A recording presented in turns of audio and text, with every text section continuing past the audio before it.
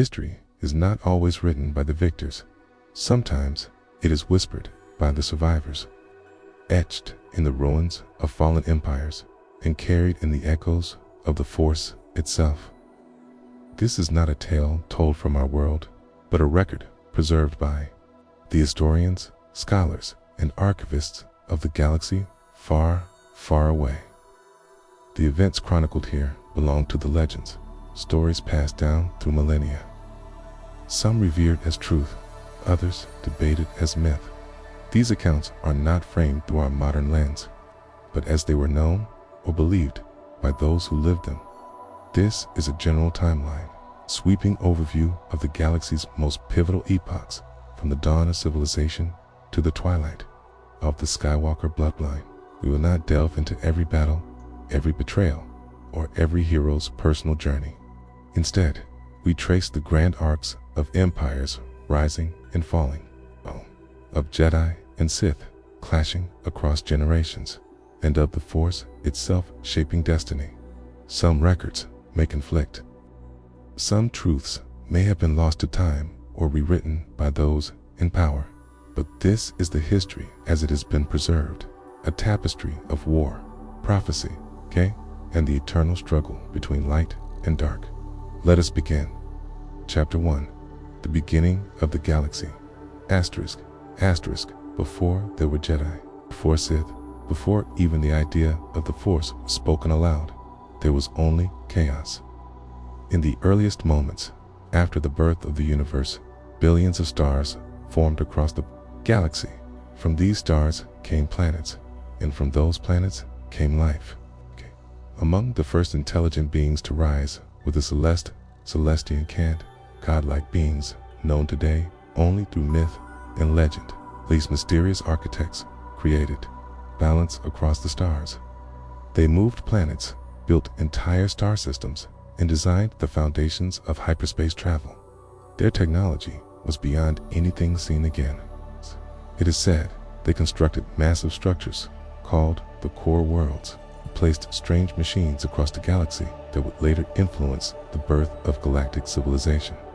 They were followed by a race called the Qua. The Qua developed powerful teleportation gates called infinity gates, allowing instant travel between star systems. Using this power, they seeded the galaxy with life. But as with all things, balance could not last. A new force emerged, one that would challenge everything the Celestials and Qua had built. This force was a violent empire led by the Rakata, a brutal and highly advanced species that fed on force energy itself. The Rakata created the Infinite Empire, using dark side-fueled technology to enslave thousands of worlds. They developed force-powered engines, mind control artifacts, and deadly machines like the Starforge, a weapon capable of producing fleets from raw energy. Unlike later Sith or Jedi, were not trained in discipline or morality. They took what they wanted. They drained planets dry and twisted the Force into a tool for domination. Their empire stretched across the stars for centuries, unchallenged, until something changed. Their own use of the Force began to unravel. The very energy they relied on started rejecting them. Their machines stopped working. Worlds broke free. And so, the Infinite Empire began to collapse. In their place, new civilizations rose. Free people, rediscovering the Force not as a weapon, but as a path. This collapse would set the stage for the arrival of the first real Force orders, and the long war between light and dark. As the Rakata Empire faded into history, their twisted legacy remained scattered across the stars. Abandoned temples, strange artifacts, and half-functioning machines left behind on thousands of worlds. Some planets were still scarred by what the Rakata had done, drained of life or enslaved by technology they no longer understood. But in the ashes of this fallen empire, a new understanding of the Force began to emerge. On a remote planet, in the deep core, called Taiyan, a rare concentration of Force energy made it one of the most powerful places in the galaxy. This world would become the birthplace of the first balanced Force order. Pilgrims from many systems arrived on Taiyan, drawn by dreams, visions, and the calling of the Force itself. These early seekers were not Jedi, but something more ancient. They formed a group known as the Jedi Order. The Jedi believed that the Force had two equal sides, Ashla, the light, and Balgan, the dark. They taught that giving in too much to either side led to corruption. The only true path was balance. Their society was built around this idea. They constructed 9 temples across Taiyan, each one dedicated to a different aspect of the Force: knowledge, healing, martial combat, science, and more. Students trained by traveling between these temples on foot, facing trials meant to challenge both body and mind. These students were called journeyers. Unlike later Jedi, who avoided the dark side entirely, the Jedi believed that understanding Balgan was necessary to control it. They learned to resist temptation not by ignoring it, but by confronting it directly. For centuries, our teachings brought peace to Taiyan, but the balance was fragile.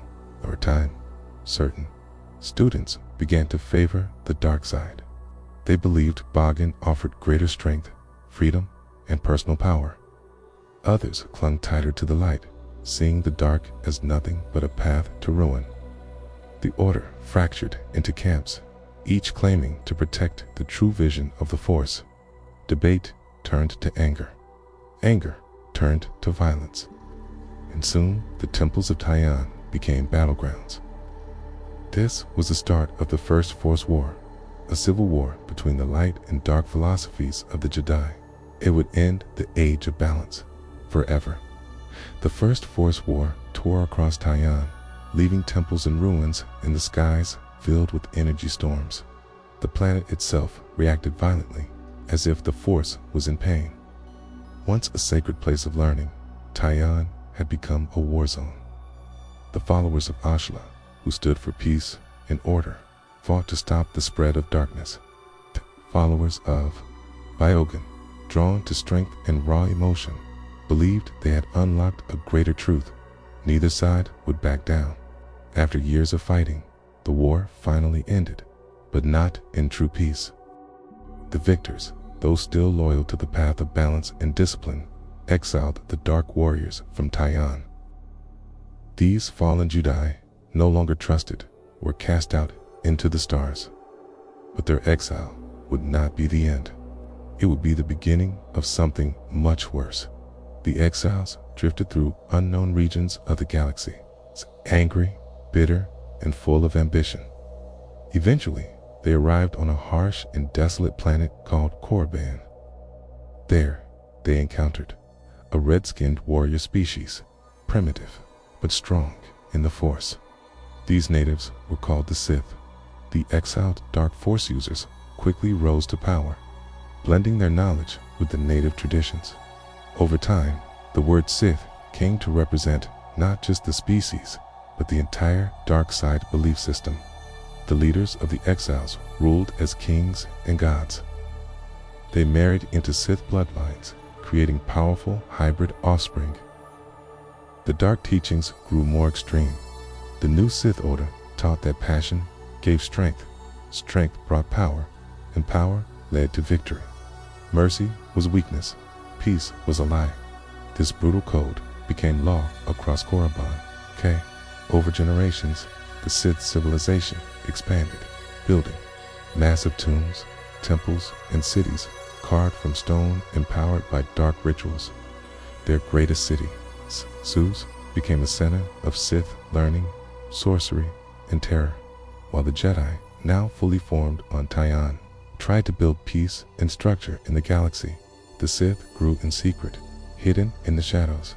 They were no longer exiles, they were an empire, and their hunger for revenge was only just beginning. As the years passed, the Sith Empire flourished in isolation. On Korriban and Zuz, the Sith built pyramids of stone, mastered dark side rituals, and forged weapons powered by hate. Their rulers were known as the Dark Lords, ancient masters, who bent the Force to their will and ruled through fear. Some were scholars of forbidden knowledge. Others were warlords who tore through armies with lightning and flame. Though they remained hidden from the rest of the galaxy, the Sith prepared for war. They believed it was their destiny to return and destroy the Jedi Order who had cast them out centuries before. Meanwhile, the Republic had begun to expand. It started as a peaceful alliance of star systems built on trade and diplomacy.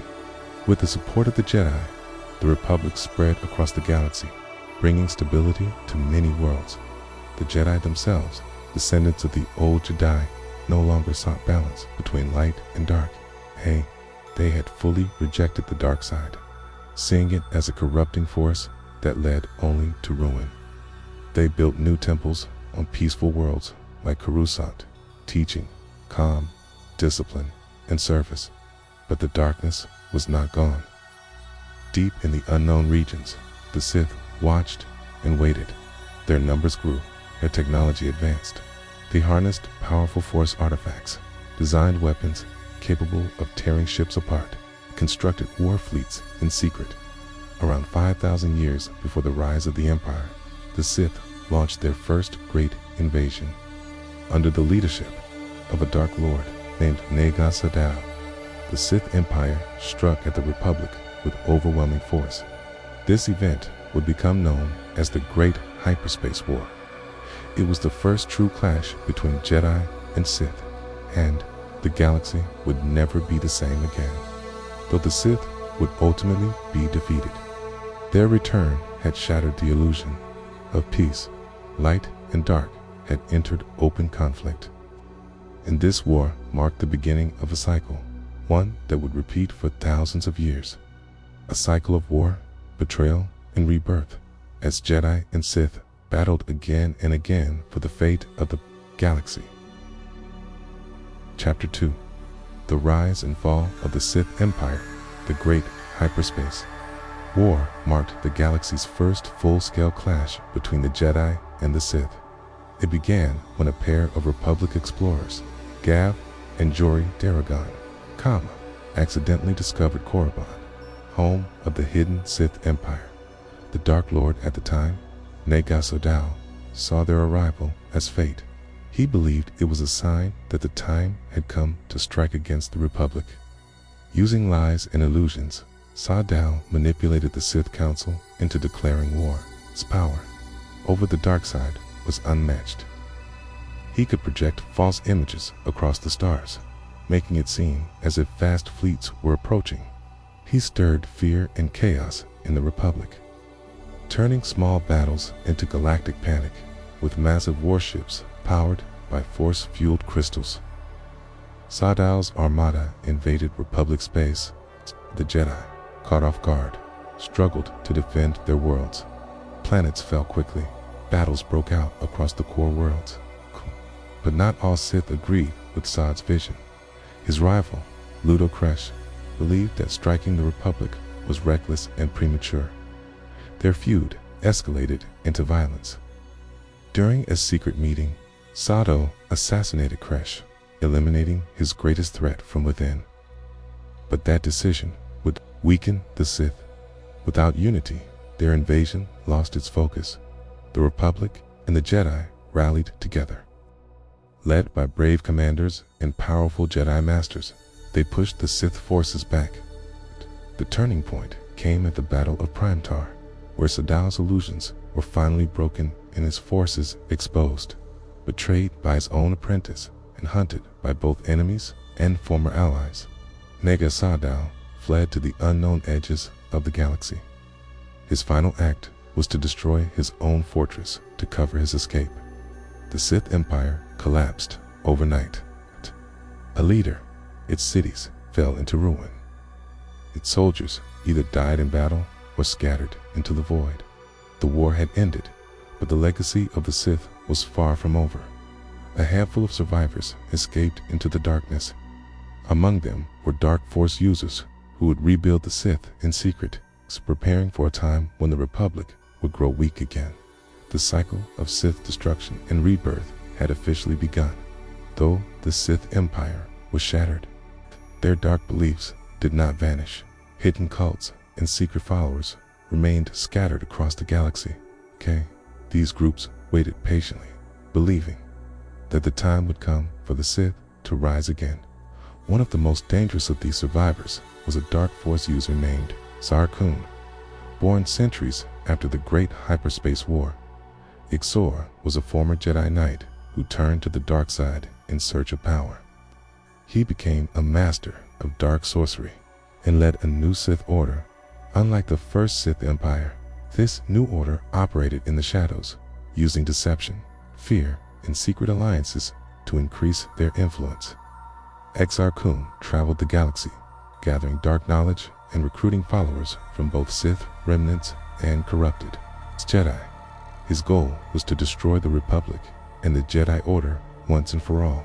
Under his leadership, the Sith launched a devastating campaign known as the Sith War. This conflict spread quickly, engulfing many star systems. Exar's forces seized powerful artifacts left behind by the Rakata and the ancient Sith. One of these was the Massassi Temple on the moon Yavin, for a place steeped in dark energy and mystery. The Sith warlords used it as a base to launch surprise attacks against Republic forces. The Jedi were unprepared for the ferocity of Exar Kun's tactics. Many Jedi Masters fell in battle, and the Republic was pushed to the brink of collapse. However, as with past Sith leaders, internal conflict arose. Exar's own apprentice betrayed him, joining the Jedi to prevent the Sith from gaining complete control. The betrayal led to a final, brutal confrontation. At the end of the war, Exar Kun was defeated in single combat by Jedi Master Ulic Qel-Drama. Though the Sith forces were scattered once again, the dark teachings continued to survive. Secret societies, cults, and Sith descendants kept the flame alive. Meanwhile, the Republic struggled to rebuild after nearly losing everything. The Sith threat had not ended. It was merely evolving. After the defeat of Exar Kun, the Sith Order was fractured and weakened.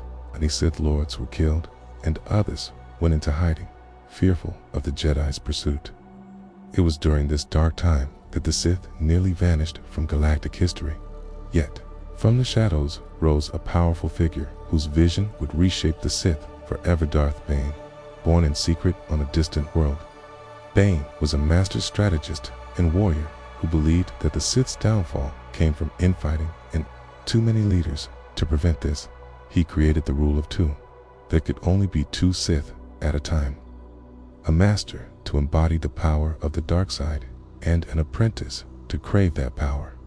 This rule was designed to keep the Sith strong and hidden, avoiding the self-destructive wars that had destroyed them before.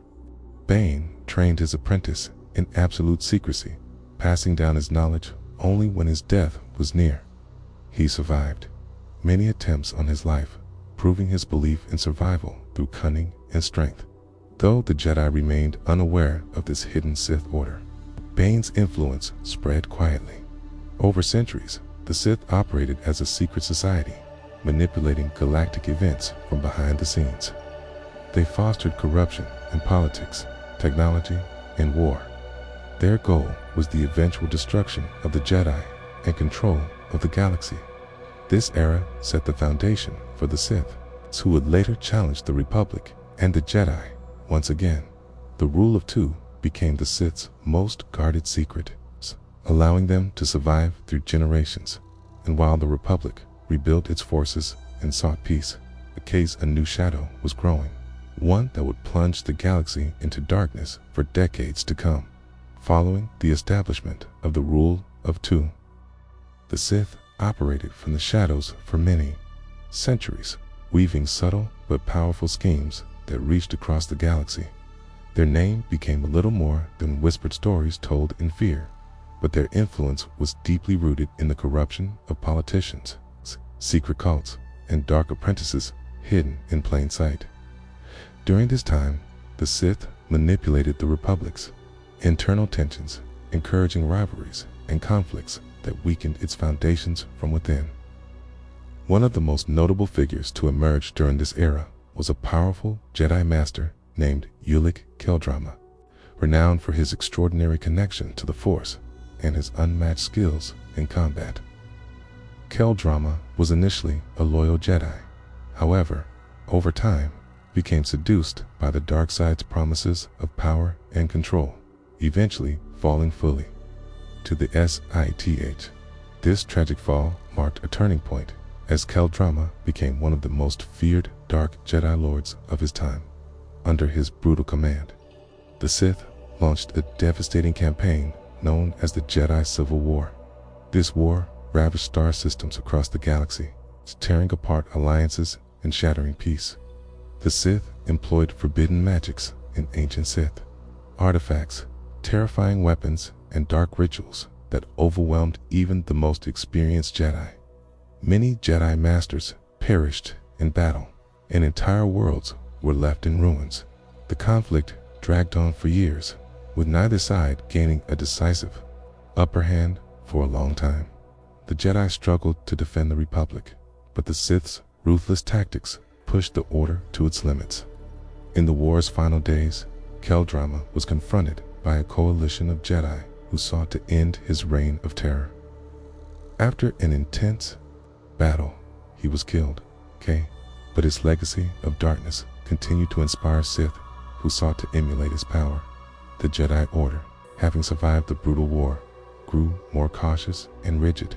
They intensified their training and teachings to prevent future falls to the dark side. But the scars of this brutal era shaped their philosophy for generations. Meanwhile, the Sith retreated into secrecy once more, readying themselves for the next inevitable war. The aftermath of the Jedi Civil War left both the Jedi Order and the Sith shattered but not defeated. Though the Sith were forced into hiding, their hatred, ambition, and thirst for power remained as fierce as ever. From the ruins of their losses, the Sith began a slow, careful, canted rebuilding process. They scoured ancient tombs and forgotten worlds for lost knowledge, rediscovering forbidden Sith technology and dark Force rituals that had been lost for thousands of years. Ancient weapons, holocrons, filled with dark secrets, and Sith alchemy were once again brought to life by dark sorcerers who sought to reclaim their place in the galaxy. Meanwhile, the Jedi Order, shaken by the scale and devastation of the war, devoted themselves to strengthening their ranks. They established new Jedi academies on peaceful worlds, expanded their teachings, and deepened their connection to the light side of the Force. Their goal was to create an unbreakable shield against future threats, to protect the galaxy and prevent any return of darkness. But the galaxy was far from calm. Beyond the known borders of the Republic, in the mysterious and largely unexplored unknown regions, dark forces stirred. Sith remnants who had escaped detection began to unite with alien species, warlords, and mercenaries. These dangerous alliances brought new power and resources to the Sith cause. Recognizing that direct open war with the Republic and Jedi was too risky, the Sith shifted their strategy. Instead of launching massive invasions, they chose to work through manipulation and subterfuge. They infiltrated political institutions, controlled trade routes, and placed agents in military commands across the galaxy. The Sith extended their influence like a creeping shadow, corrupting from within and sowing discord. This subtle and patient approach allowed the Sith to survive unnoticed for centuries, quietly preparing for their ultimate revenge. Over the generations, the hidden Sith Order laid the groundwork for some of the most devastating conflicts in galactic history, especially those that would unfold during the Old Republic era. Their unyielding ambition remained unchanged: to destroy the Jedi Order and claim dominion over the entire galaxy. This dark promise echoed through the centuries, shaping the fate of countless star systems and setting the stage for heroes, villains, and wars that would define the galaxy's future for millennia. Chapter 3: The Old Republic and the Mandalorian Wars. Asterisk. Thousands of years passed after the Sith retreated into the shadows, and the Galactic Republic continued to grow. uniting thousands of star systems under its banner. During this time, the Jedi Order flourished, becoming powerful guardians of peace and justice. But not all was calm in the galaxy. Beyond the borders of known space lived a fierce warrior culture known as the Mandalore Eus. These nomadic fighters were renowned for their advanced combat skills, powerful armor, and ruthless tactics. The Mandalore Eus were fiercely independent, valuing strength above all else, and they had little patience for the Republic's ideals. Over time, their raids and attacks became more frequent and bold. The galaxy watched with growing concern as the Mandalore Eus launched a massive invasion of Republic space. This conflict would be remembered as the Mandalorian Wars, a brutal series of battles that tested the strength of the Republic and the Jedi like never before. The Jedi Council, hesitant to involve themselves in what they saw as a political conflict, initially refused to send their full force to combat the invaders. However, a small group of Jedi, led by a brilliant and charismatic commander named Revan, disobeyed the Council's orders.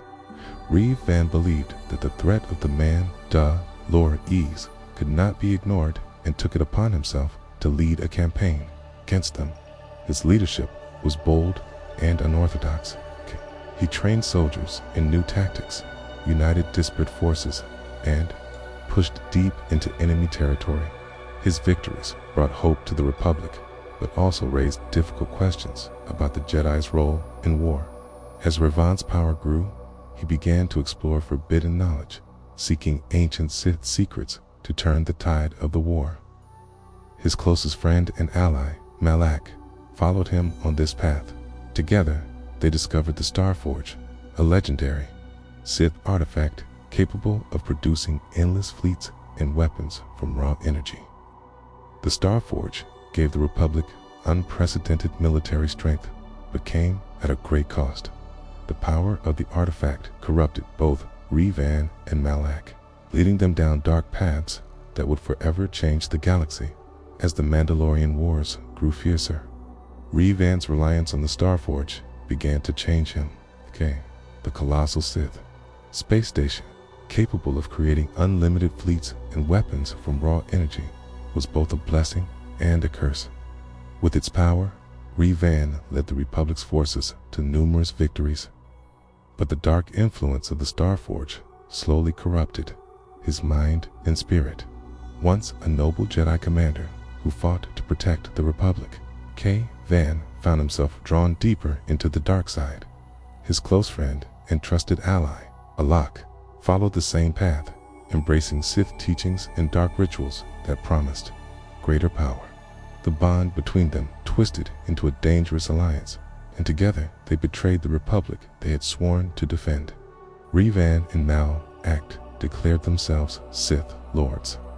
Revan and Darth Malak set out to create a new Sith empire from the ashes of the Mandalorian conflict. This marked the beginning of the Jedi Civil War, a brutal conflict that pitted Jedi against Sith in a fight for the galaxy's future. The Jedi Council, shocked and betrayed, mobilized its forces to stop the rogue Sith Lords. Jedi heroes such as Bast Ilshan, a powerful Jedi Knight skilled in battle meditation, and the wise but cynical Jolee Bindo became key figures in this desperate struggle. The war was fought across star systems and in the hearts of individuals torn between loyalty to the Jedi or fear of the Sith's growing power. Whole worlds were divided as factions chose sides, and the Republic itself teetered on the brink of collapse. The Sith exploited the chaos, recruiting Mandalorian mercenaries and other outlaws to their cause. The war reached its climax when the Jedi launched a daring assault on the Starforge, seeking to destroy the dark engine fueling the Sith's war machine. In a fierce battle, the Jedi managed to destroy the Starforge, cutting off the Sith's source of endless ships and weapons. The final confrontation between Jedi and Sith took place aboard the ruins of the Starforge, where Revan was defeated and his dark reign ended. Despite their defeat, The legacy of the Jedi Civil War and the Mandalorian Wars left the galaxy forever changed. The Jedi learned harsh lessons about power, corruption, and the fine line between light and dark. The Sith, though defeated, proved their resilience, hiding in shadows and waiting for the next chance to rise. These events set the stage for countless future conflicts that would shape the fate of the galaxy. For centuries, with the defeat of Darth Revan and the destruction of the Starforge, the Jedi hoped for lasting peace. However, the galaxy was far from calm. The Mandalorians, fierce warriors from the Outer Rim, continued to pose a threat, though their great invasion had been repelled. The Mandalorian clans remained united under new leaders determined to reclaim lost honor and power. The Republic faced constant border skirmishes and raids, testing its military and political resolve. Meanwhile, the Jedi Order struggled to rebuild from the wounds of the Jedi Civil War. Many Jedi questioned their strict codes and the role they played in the conflict. This uncertainty weakened the Order and left it vulnerable to future threats. In the shadows, remnants of the Sith Order quietly regrouped. Though scattered and weakened, the Sith clung to their ancient hatred and thirst for power. They began to infiltrate key political and military positions throughout the Republic. Using deception and manipulation, Sith agents stirred unrest and corruption, undermining the Republic from within. At the same time, dark Sith lords sought ancient Sith artifacts, hoping to regain lost strength and power. One such artifact was the Mask of Revan, a symbol of the Dark Lord's reign, which some Sith believed held a fragment of his power. The Sith's patient schemes continued for decades. Stay prepared for the next great war that would engulf the galaxy. Meanwhile, the Jedi sent patrols to the unknown regions, searching for signs of Sith resurgence and Mandalorian threats. This era was marked by uneasy peace, fragile alliances, and the constant tension of war waiting to erupt again. The Mandalorian Wars and Jedi Civil War had reshaped the galaxy, leaving scars on the Republic, Jedi, and all who lived under their protection. But the shadow of the Sith remained, a dark promise that the battle between light and dark was far from over. As the galaxy struggled to recover from the Mandalorian Wars and the Jedi Civil War, political tensions within the Galactic Republic began to rise. The scars of war ran deep, and distrust between various star systems grew. The Republic Senate faced increasing pressure to strengthen the military and secure its borders, but many worlds feared a return to endless conflict. Meanwhile, the Mandalorian clans continued to rebuild their forces. Under new leaders, they adapted their tactics, combining brutal combat with guerrilla warfare. Their goal was clear: to reclaim lost territories and reassert their dominance over the Outer Rim. The Jedi Order, weakened and divided, found it difficult to maintain peace. Some Jedi advocated for greater involvement in politics and military matters, while others believed they should remain detached guardians of the Force. This internal conflict weakened their unity and made them vulnerable to manipulation. In the shadows, Sith agents took advantage of the Republic's instability, using their knowledge of dark side sorcery and deception. They infiltrated key positions within the government, military, and even the Jedi Order itself. Their influence spread quietly but effectively, sowing discord and chaos. One notable Sith figure during this time was a dark sorcerer known as Darth Nihilus. Though he operated far from the core worlds, his hunger for power and destruction was immense. Nihilus sought to drain the Force itself from living beings to increase his own strength, leaving devastation in his wake. His actions terrorized entire regions, drawing the attention of both Jedi and Republic forces. The Jedi struggled to contain his rampage, but his mastery of the dark side made him nearly unstoppable. The Mandalorian threat and the rise of dark Sith lords like Darth Nihilus ensured that the galaxy remained on edge. peace was fragile and fleeting. The forces of light and dark continued their endless struggle, shaping the fate of the galaxy as new heroes and villains prepared to rise. The ongoing conflict between the Republic, the Mandalorians, and the Sith set the stage for one of the most legendary chapters in galactic history, the Jedi Civil War. This conflict was unique because it was fought not just with blasters and starships, but through ideology, betrayal, and raw power in the Force. Revan and Malgus had shown the galaxy how fragile the line between light and dark could be, and many Jedi questioned their own beliefs and traditions. The Mandalorians, ever fierce and proud, remained a constant threat, pushing the Republic to its limits. During this period, several key figures emerged who would shape the fate of the galaxy. Among them was Bast Ilshan, a Jedi Knight whose skills in battle meditation allowed her to inspire and strengthen entire armies. Her leadership was crucial in uniting forces against the Sith and Mandalorian threat. Another was Jolee Bindo, a former Jedi known for his unconventional views and mastery of the Force. His wisdom helped guide many Jedi through the difficult times that followed the wars. Behind the scenes, the Sith continued to rebuild their strength. The Rule of Two ensured that their knowledge and power were passed down carefully and secretly. Sith Lords studied ancient holocrons and Sith alchemy, seeking ways to increase their power and influence. They infiltrated the Republic, government, and military, manipulating events to their advantage. The Mandalorians, though defeated in major battles, never truly disappeared. They adapted their tactics, becoming shadowy mercenaries and hired guns. Their code of honor and warrior culture persisted, influencing many conflicts to come. The galaxy was caught in a cycle of war and fragile peace, light and dark and constant battle. The events of the Mandalorian Wars and the Jedi Civil War echoed through history, setting the stage for the stories and legends that would define the old Republic era for thousands of years.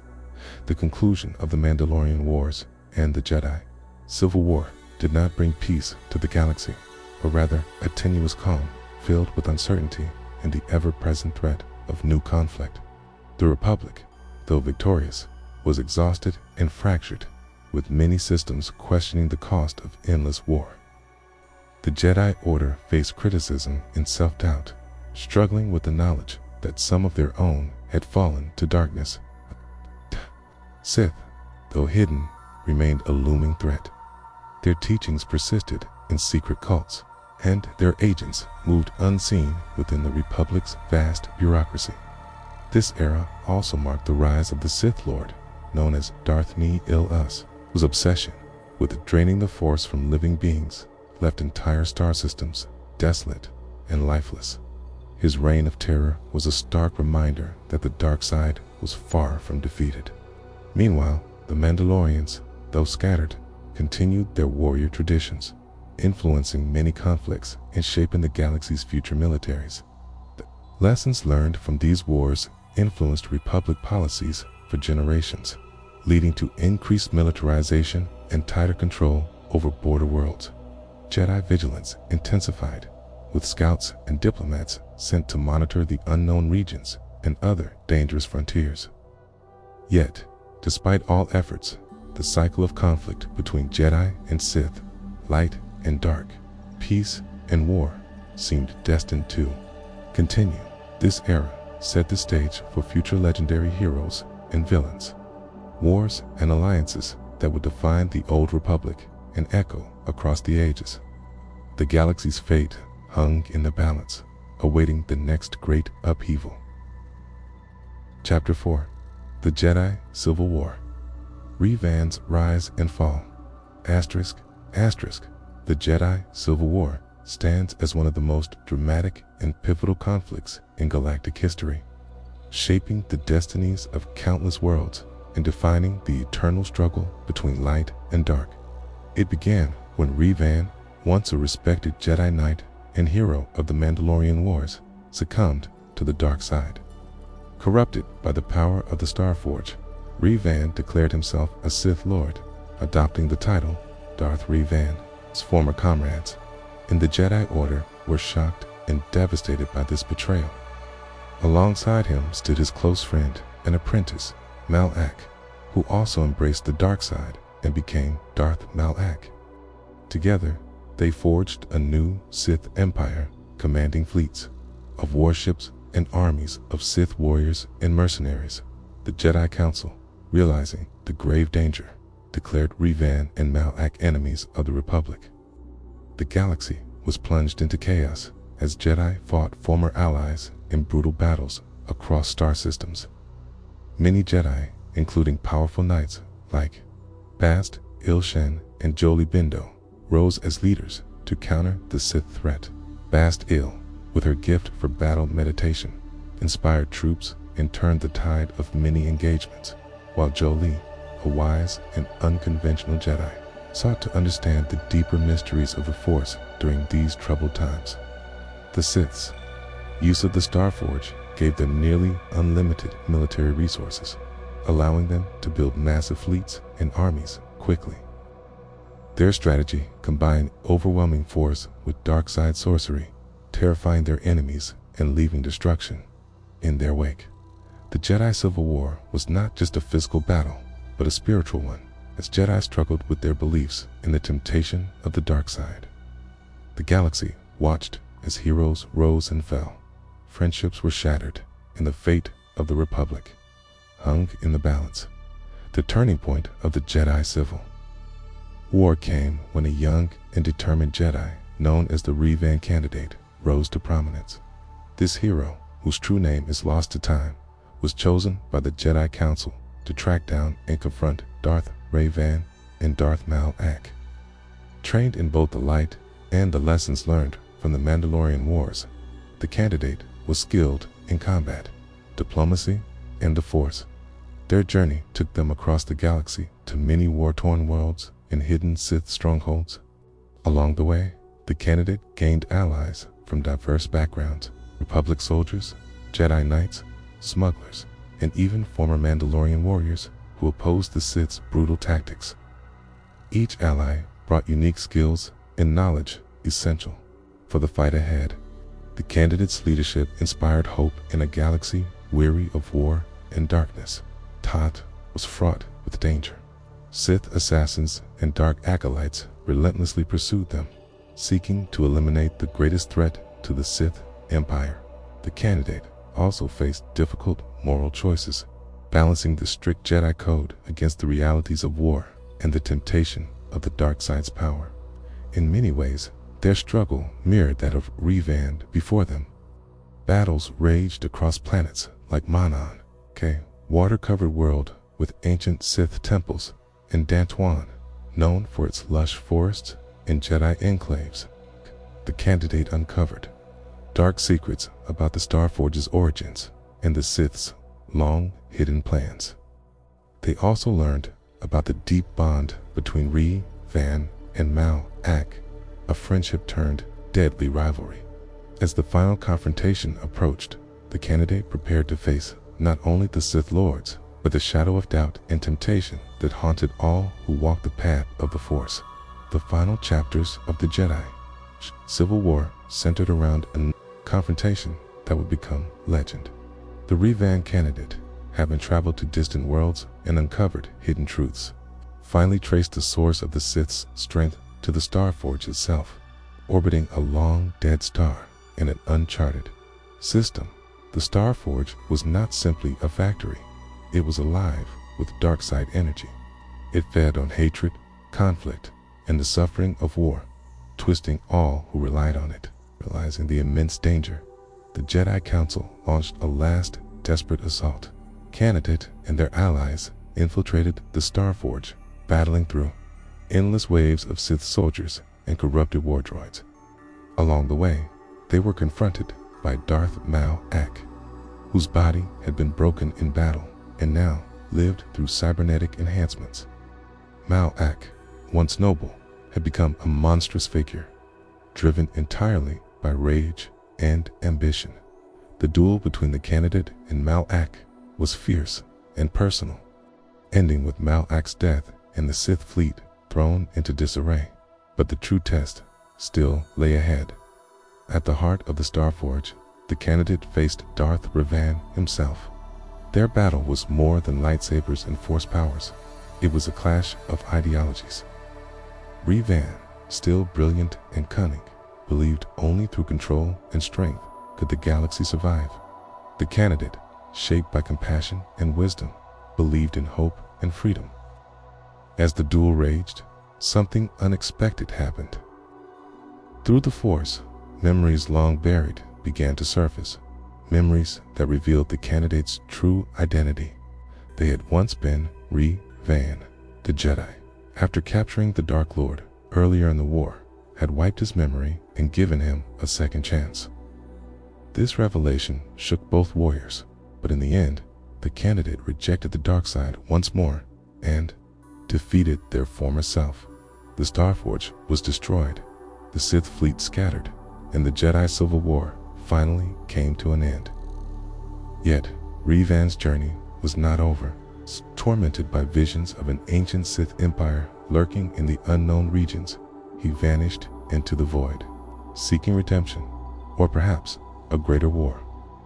His fate would remain a mystery for centuries until a new darkness rose. With the Starforge destroyed and the Sith fleet shattered, the Jedi Civil War came to a close.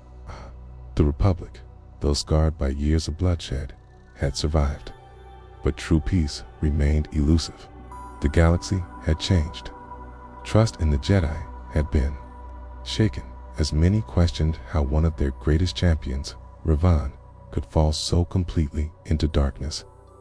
Across the core worlds and Outer Rim, debates raged over the Jedi's role in galactic affairs. Some believed they had become too powerful. Others argued they were still the only true guardians of peace. Meanwhile, Revan, now aware of his full past, his fall, redemption, and rebirth, was tormented by visions. He began to sense a presence deeper and more ancient than any Sith Lord he had ever known. Though he had cast off the name Darth, the Force whispered to him of something far worse than Malak, something waiting in the unknown regions. Compelled by these visions, Revan made the decision to leave behind the known galaxy. He said farewell to Bastille, his companion and love, and vanished into uncharted space without the approval of the Jedi Council or the Republic. His journey was personal, a mission of redemption, and a desperate attempt to stop a greater evil before it could rise. Those who knew him best believed he went in search of the true Sith, the ancient threat that had lurked beyond the edge of the galaxy since the days of the first Dark Lords. The Jedi Council tried to move forward. They rebuilt temples, trained new Padawans, and attempted to restore balance. But the shadow left behind by Revan's war never truly lifted. Many feared that he would return once again, either as savior or conqueror. Others believed he was gone forever, lost to the stars. What few understood was that Revan's departure marked not an end, but the beginning of a much larger conflict, one that would decide the fate of the galaxy for centuries to come. As Revan disappeared into the unknown regions, many in the galaxy considered the Jedi Civil War to be over, but the darkness he sensed was only beginning to stir. What Revan had glimpsed were signs of an ancient Sith empire, not bound by the rule of two, but one that had survived in isolation for thousands of years. This hidden empire was ruled by a dark being known only as the Sith Emperor, a Force user so powerful that even the most ancient Sith Lords feared his name.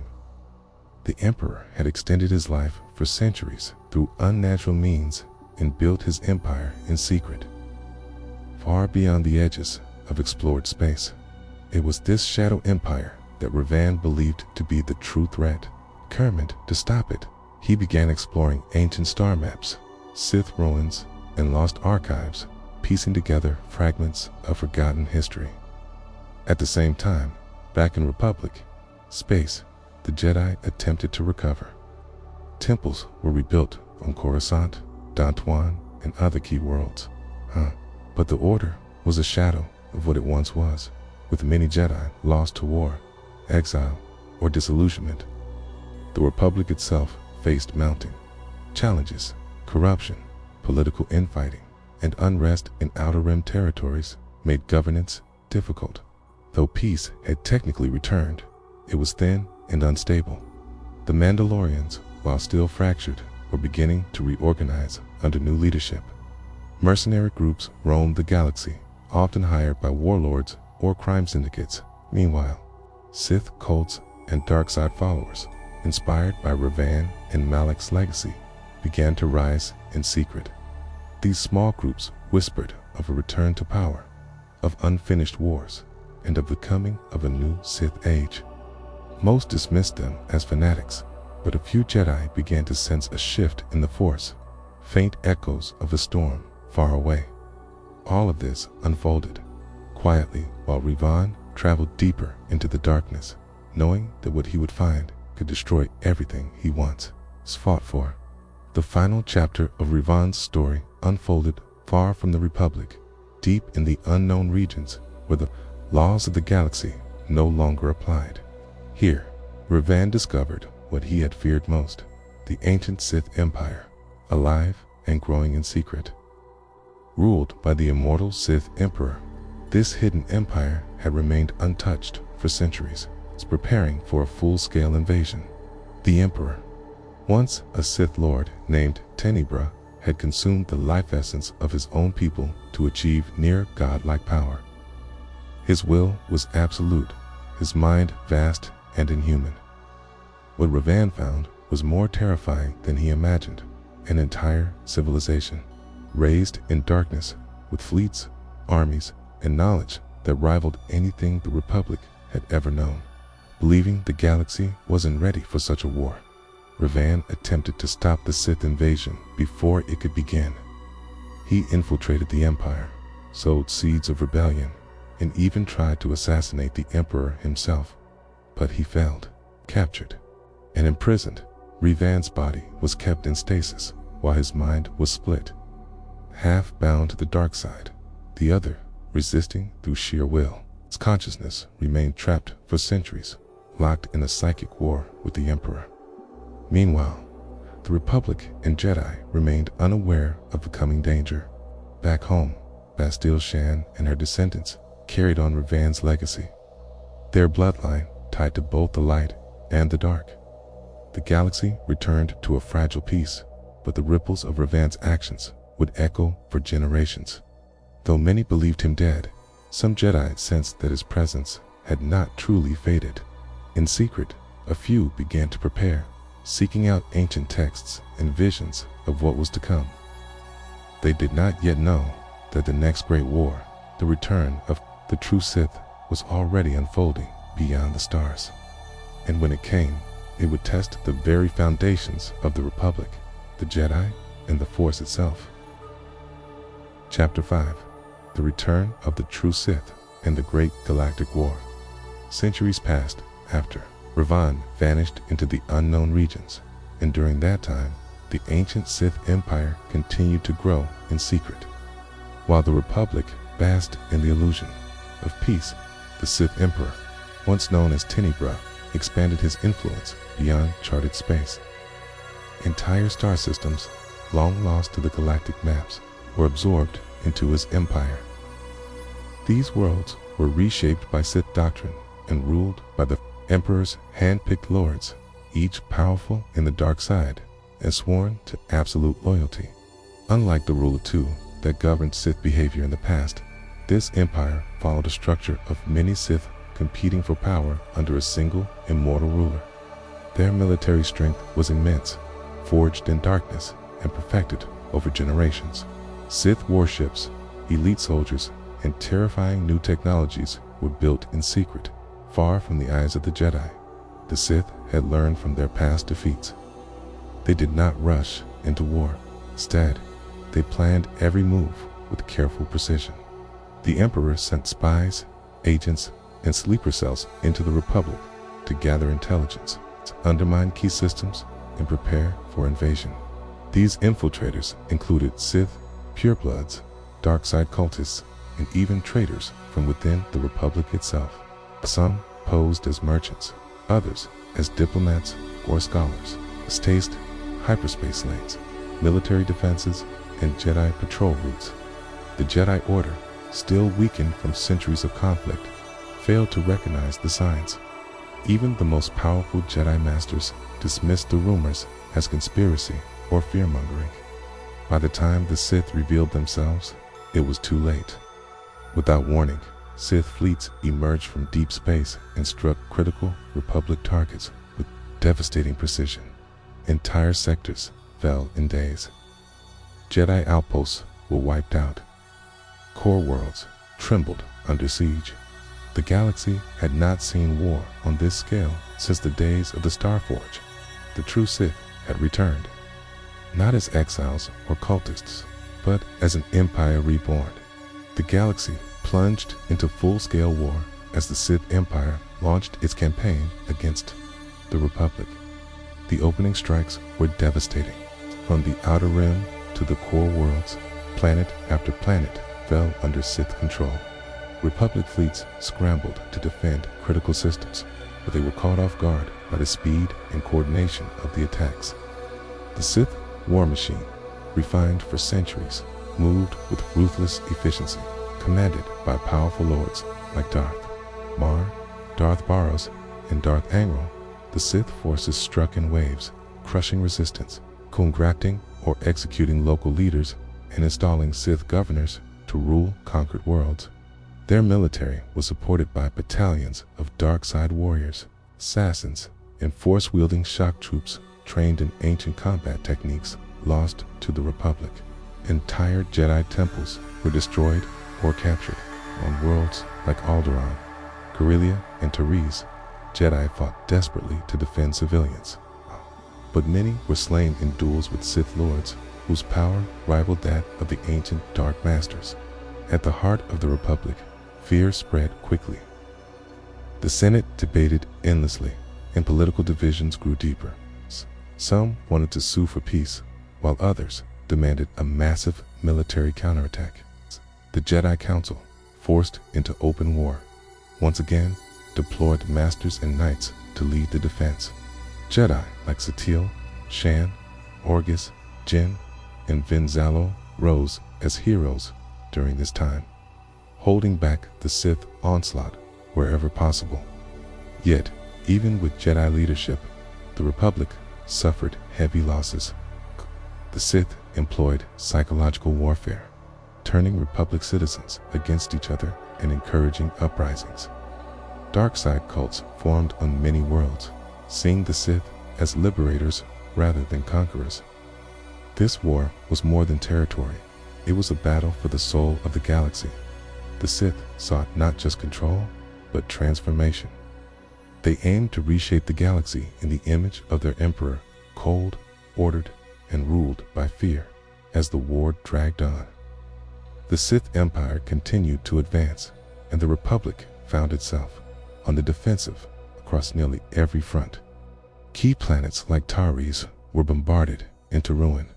Jedi strongholds were overrun or abandoned, and refugees flooded into safer systems, putting immense pressure on the Republic's fragile infrastructure. To make matters worse, the Sith Emperor himself remained a mystery.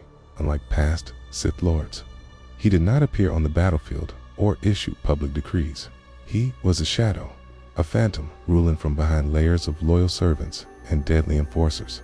Some in the Jedi Council believed he no longer existed, thinking the Empire was led by a council of Sith Lords.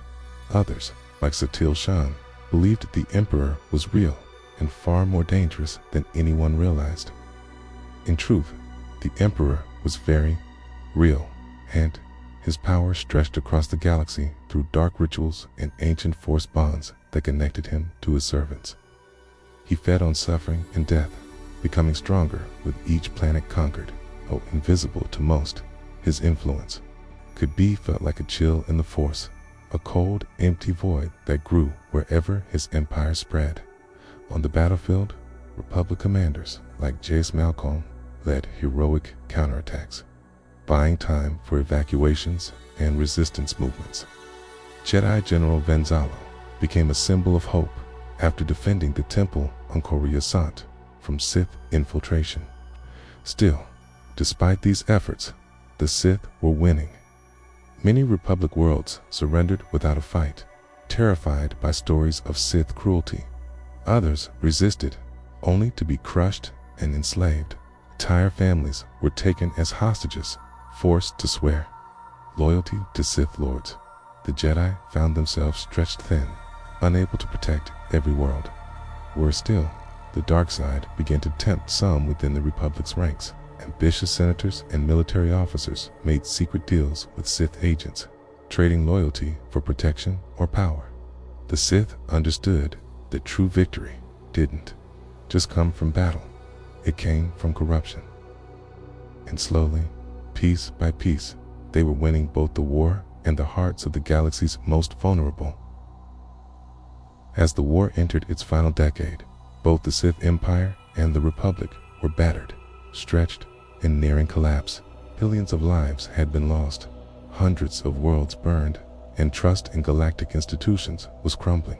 The Republic, desperate to hold the line, poured resources into defense while suffering political gridlock at home. The Jedi Order had been reduced in number and morale, with many knights operating independently or falling in battle.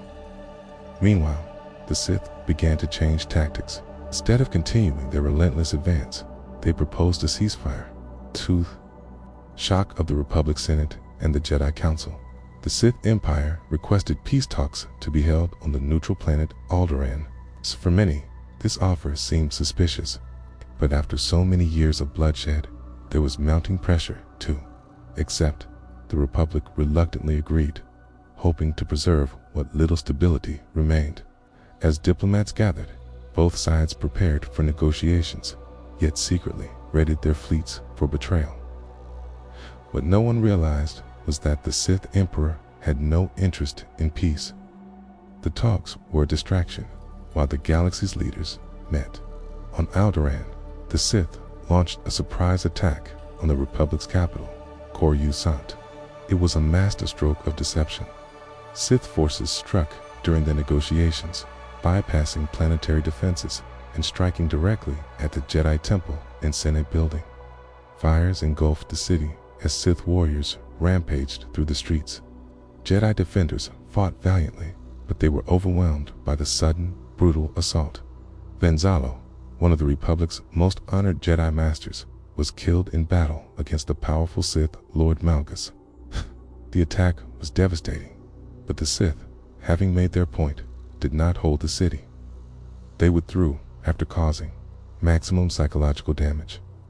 Following this betrayal, the Republic had no choice but to sign the Treaty of Coruscant, a forced peace agreement written by the Sith. Though the war was over, the galaxy had been forever changed.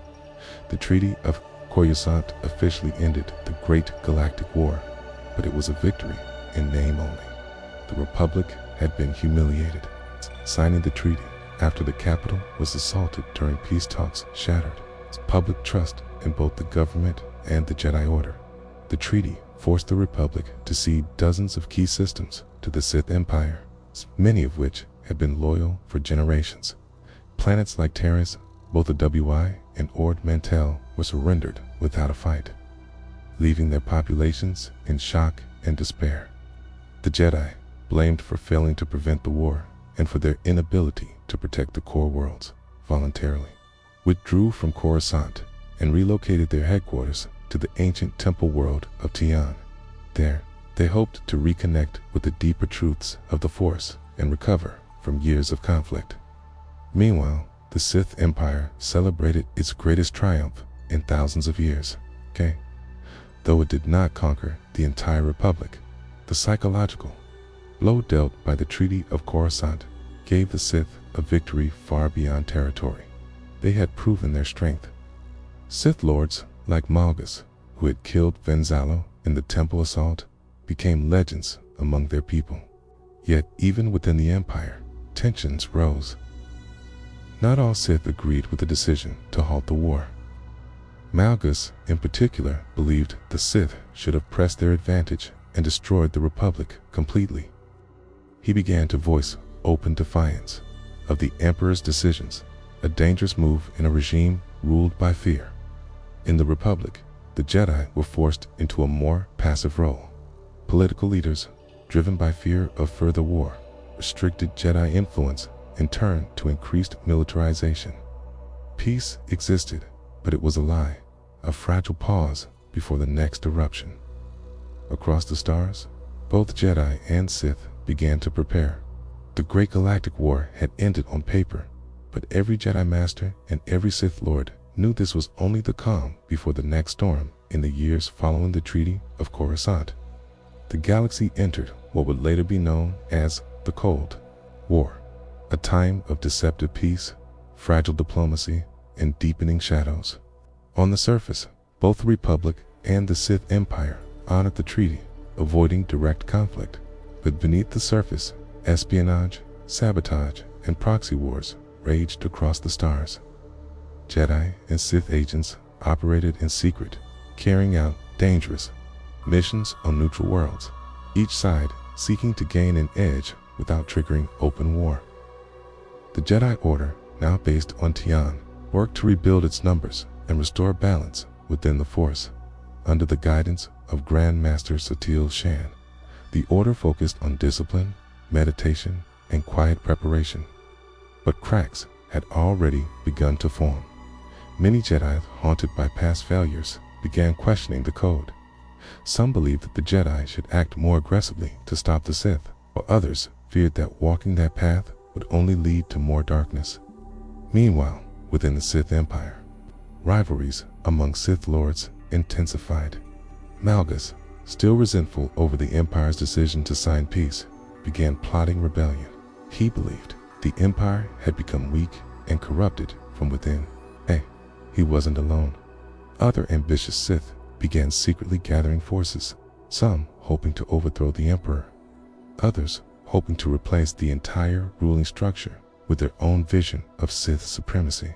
On the fringes of the galaxy, smaller powers and criminal syndicates took advantage of the uneasy truce. Smugglers, bounty hunters, and mercenaries thrived in this era, often working for both sides, depending on who paid more. Worlds that had once been battlegrounds became centers for covert activity.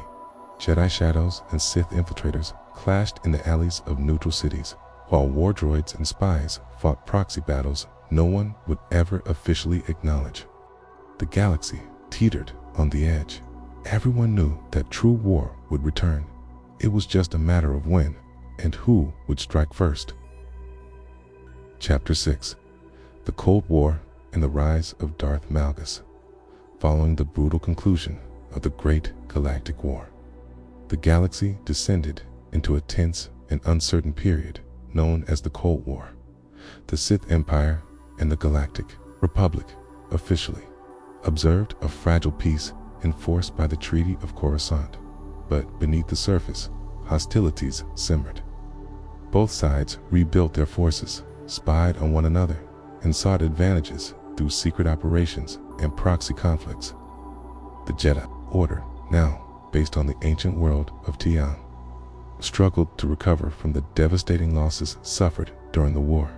Grand Master Satele Shan led the Order, emphasizing discipline, meditation, and strengthening the connection to the Force. However, the scars left by centuries of conflict had shaken the Jedi's confidence. Many questioned their strict code and whether it was sufficient to face the dark threats that remained. In the Sith Empire, rivalries and conspiracies ran rampant. The Sith Emperor, though still powerful and mysterious, kept tight control over his subjects through fear and manipulation. Yet, dissent brewed among the Sith Lords.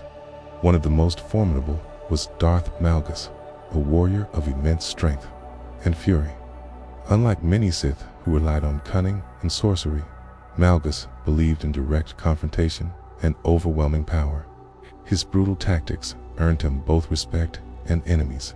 Malgus openly criticized the Emperor's cautious approach to the Cold War. and called for renewed aggression to crush the Republic completely. This made him a polarizing figure. Some Sith admired his passion, others feared his recklessness. As the Cold War dragged on, Malgus began gathering loyal followers, building a secret army to challenge both the Republic and his Sith rivals. His ambition was clear: to reshape the galaxy by force and rule as the ultimate Dark Lord. The stage was set for a new era of conflict, one where old grudges, secret schemes, and brutal battles would once again determine the fate of the stars. During the Cold War, the galaxy became a place of shadows and secrets, where battles were fought in whispers and hidden strikes rather than open combat.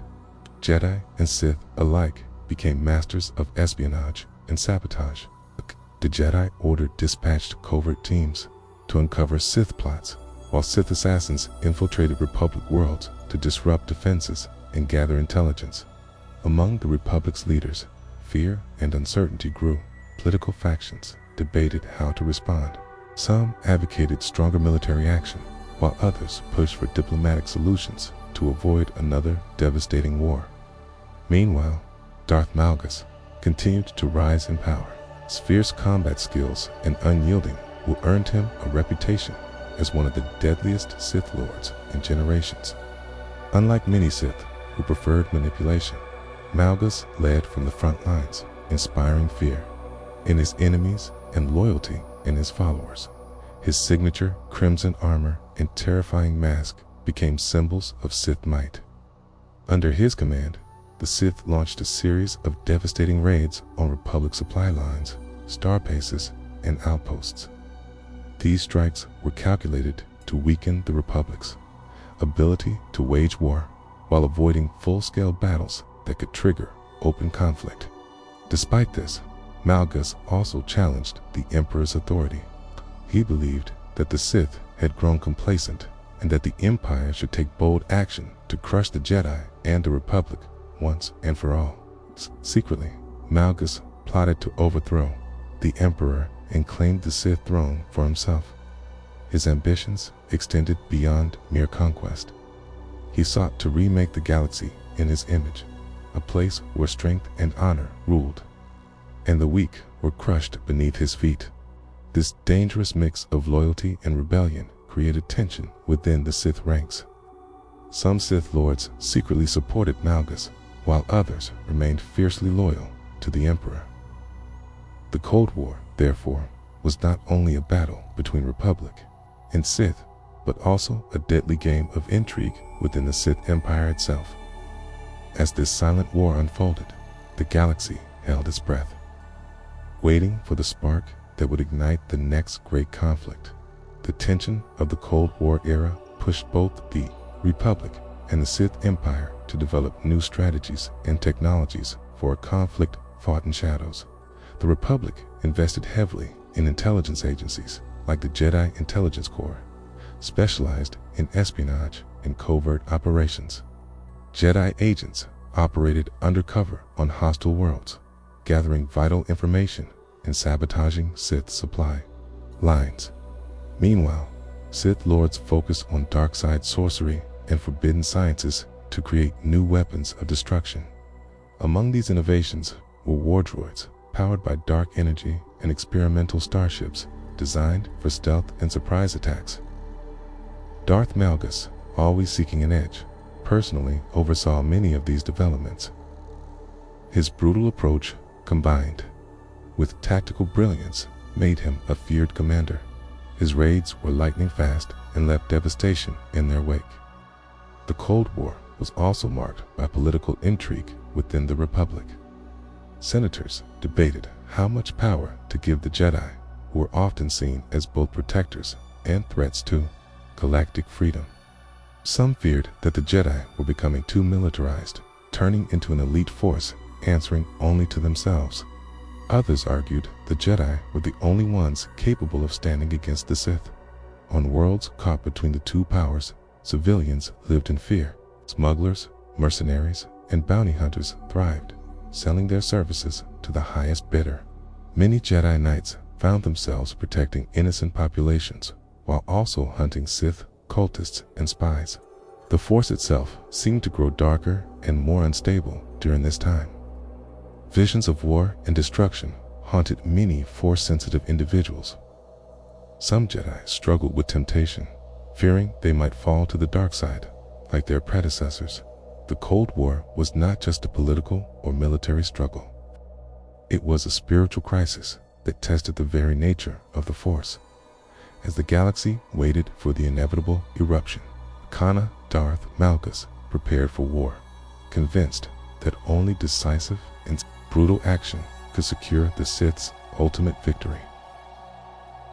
As the Cold War dragged on, the Sith Empire faced internal strife as dangerous rivalries threatened its unity, while the Sith Emperor maintained a powerful grip through fear and dark magic. Many Sith Lords grew restless. Darth Malgus was the most outspoken among them, openly defying the Emperor's cautious approach. His desire to ignite full-scale war put him at odds with more patient Sith who preferred slow conquest through manipulation and corruption. Secret councils met in shadow chambers where plots of assassination, betrayal, and rebellion were hatched. Malgus' followers, a mix of fanatical warriors and cunning spies, worked tirelessly to expand his influence. He sought to prove that strength and honor were the true paths of the Sith, not subtlety or deceit. Meanwhile, the Republic sensed the fractures within their enemies' ranks and attempted to exploit them. Jedi intelligence agents infiltrated Sith worlds, sowing discord and gathering secrets. Some Sith defected to the Republic, betraying their former masters in exchange for amnesty. Yet the Sith Emperor remained distant and enigmatic, his true intentions known only to himself. His power was unmatched, and rumors suggested he had reached beyond the physical realm, binding his life force to ancient Sith artifacts and dark rituals. The galaxy watched with growing unease as the Cold War became a powder keg. The fragile peace could shatter at any moment, and when it did, the conflict would be more devastating than ever before. Jedi and Sith alike prepared for the coming storm, but none could say who would emerge victorious, or if the galaxy itself could survive what was coming. As the galaxy simmered on the edge of war, Darth Malgus took bold steps to prepare for the inevitable final battle, strengthen his secret armies, training dark-side warriors in forbidden combat techniques and enhancing them with cybernetic implants and Sith alchemy. These soldiers were fierce and relentless, loyal only to Malgus' vision of Sith supremacy. His forces infiltrated key Republic systems, sabotaging supply chains and communications. The Sith Lord also sought ancient Sith artifacts rumored to hold tremendous power, relics from a forgotten age that could tip the scales in his favor. Meanwhile, the Jedi Order faced internal challenges. Some Jedi questioned the wisdom of their strict code, debating whether greater flexibility was needed to face the dark side's evolving threat. Others worried that abandoning tradition could lead to disaster. This debate created divisions within the Order, weakening their unity at a time when strength was desperately needed. Political tensions within the Republic mirrored these struggles. Factions argued over military spending, the role of the Jedi, and how to handle growing unrest on border worlds. Corruption and fear spread, making governance more difficult. Citizens worried about the future, haunted by memories of past wars. In the shadows, Sith cults and dark-side cultists grew bolder, spreading fear and chaos. Jedi and Republic forces worked tirelessly to contain these threats, but the galaxy was vast and the enemy cunning. As Malgus prepared his final moves, the Jedi sought to unite their fractured order and awaken new heroes to meet the coming storm. The stage was set for a new era of war, one that would decide the fate of the galaxy for generations to come. The fragile peace of the Cold War finally shattered when Darth Malgus unleashed a bold and brutal assault against the Republic's outer defenses. His forces struck swiftly and mercilessly, overwhelming star bases, orbital defense platforms, and frontier outposts that had been left undermanned after years of uneasy truce. The attack caught the Republic off guard, exposing the weaknesses in their military preparedness. Entire fleets were decimated or forced into chaotic retreats, and critical supply lines were severed. Panic spread across the core worlds as news of the devastation reached the galactic capital. The Jedi Council scrambled to respond, issuing urgent calls for all available Jedi to mobilize. Jedi Masters and Knights rushed to command fleets and ground forces, seeking to stem the tide of the Sith advance. The Republic Senate declared a state of emergency, suspending certain civil liberties and funneling resources into the war effort. Political factions debated fiercely over strategy, with some advocating immediate retaliation and others urging caution to avoid total collapse. Meanwhile, within the Sith Empire, Malgus' rebellion against the Sith Emperor escalated into a bloody civil war.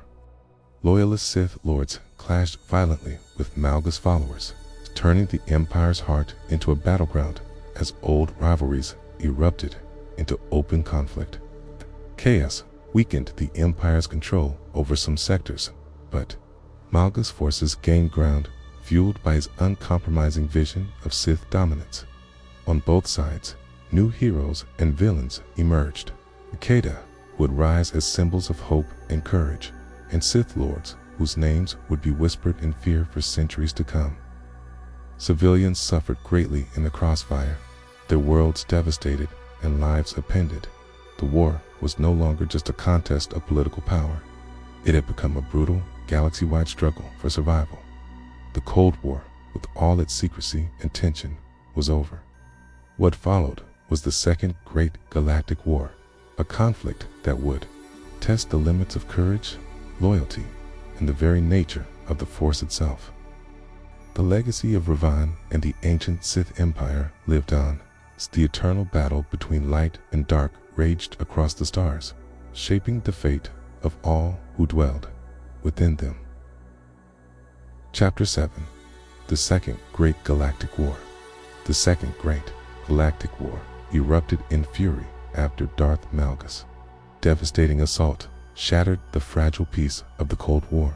Republic forces scrambled to regroup, but the Sith Empire fractured. By civil war, yet burning with fierce ambition, pressed their advantage relentlessly. Star systems, once considered secure, fell quickly to Sith conquest.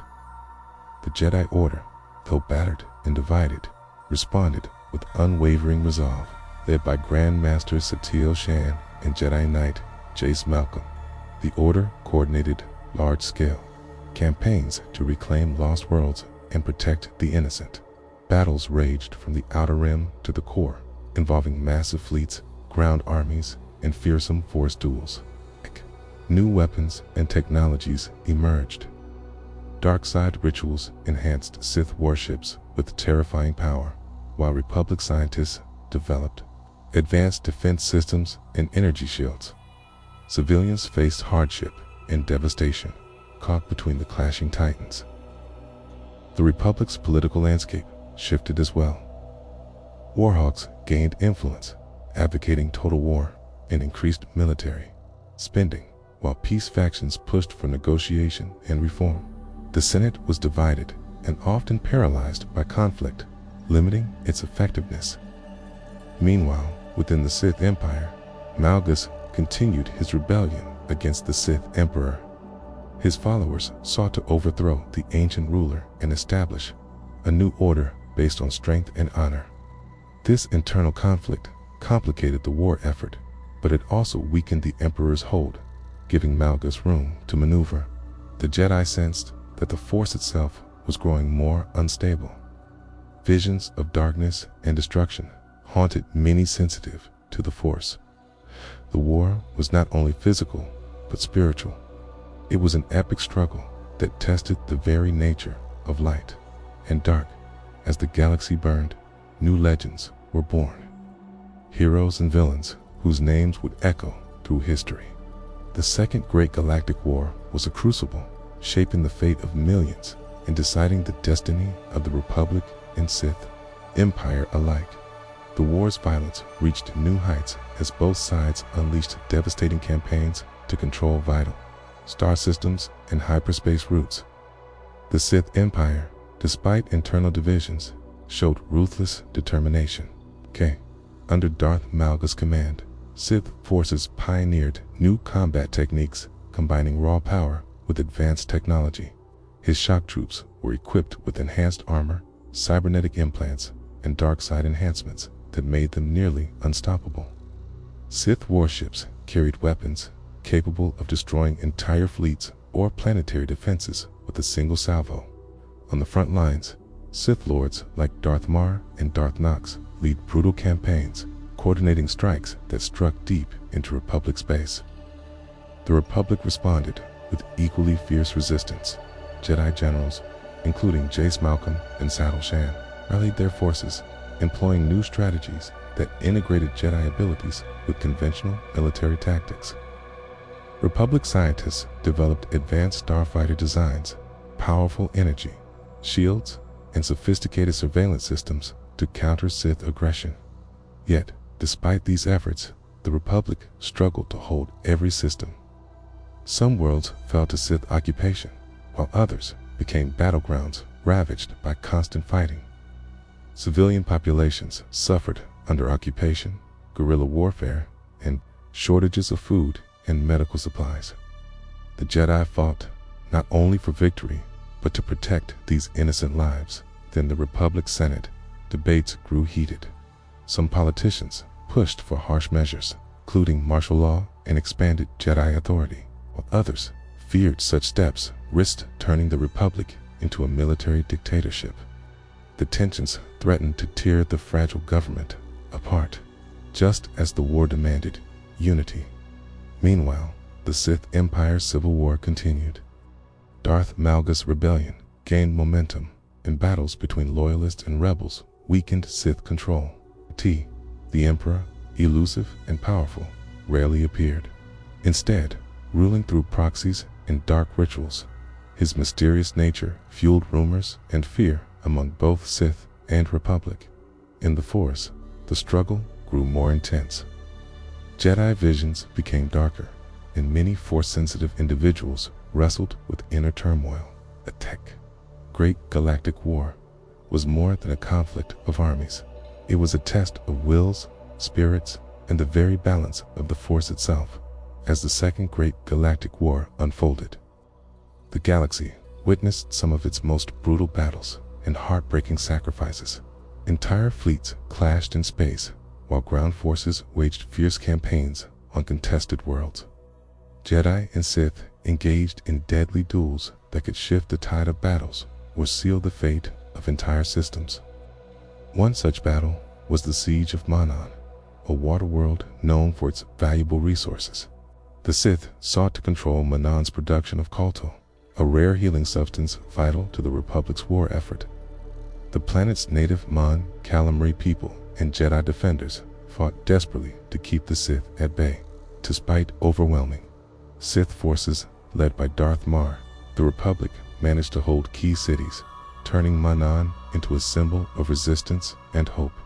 Elsewhere, the Sith launched a daring strike against the Republic's capital, Coruscant, aiming to destabilize the government. Though repelled, the attack caused widespread destruction and loss of life, deepening fear and mistrust throughout the Republic. Jedi heroes like Satele Shan rose to prominence during these times. As Grand Master, she embodied hope and resilience, rallying Jedi and civilians alike to persevere against overwhelming odds. But even she could not prevent the growing darkness within the Sith. The civil war between Darth Malgus and the Sith Emperor fractured the Empire's forces, sometimes sparking internal battles as vicious as those against the Republic. On the spiritual front, the Force itself seemed to tremble. Jedi and Sith alike experienced disturbing visions, whispers of impending doom and the potential end of the Force's balance. Many Jedi questioned their path, some tempted by the dark side's seductive power.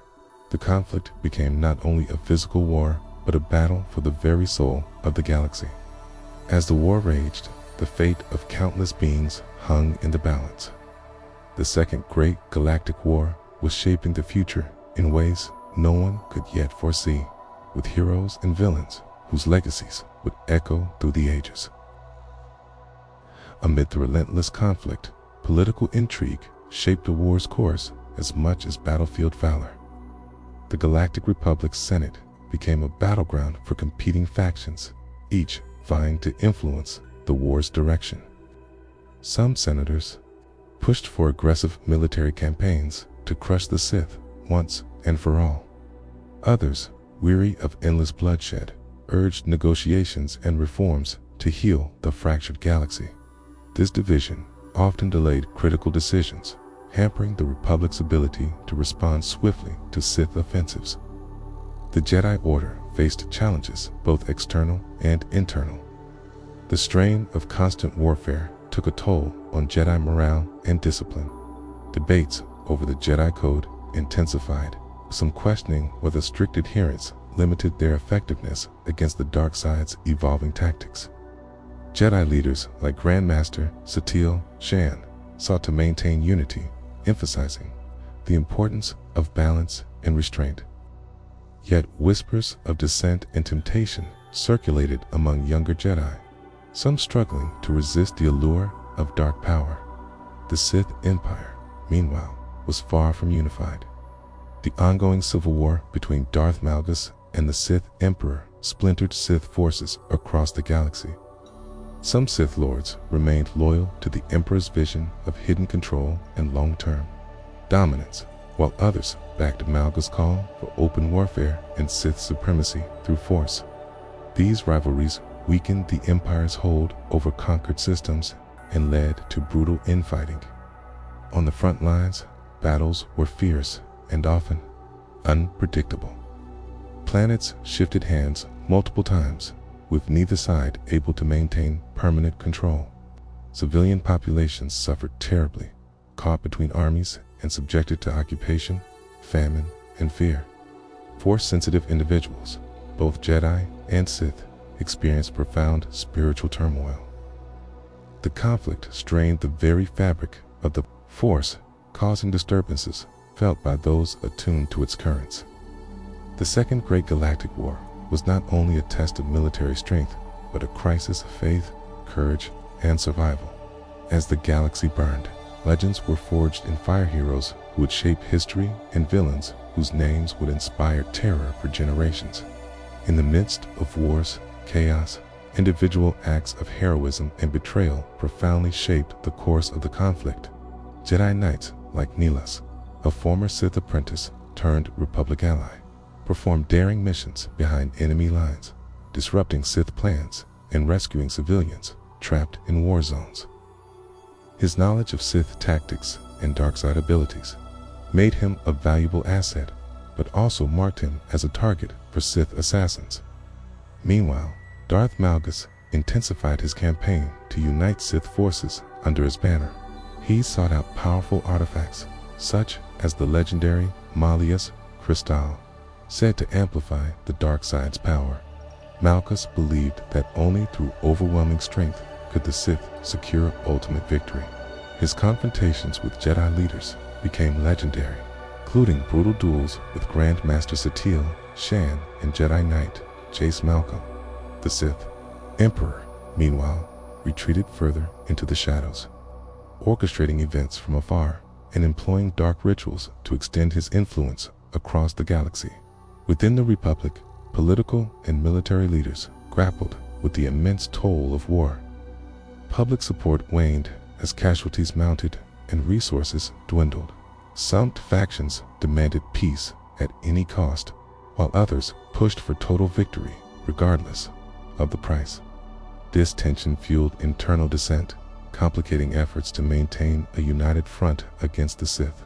On occupied worlds, resistance movements grew, fueled by Jedi aid and Republic sympathizers. Guerrilla warfare, sabotage, and espionage became daily struggles for survival. The war's brutality bred legend stories of sacrifice, cunning, and despair that echoed through the galaxy.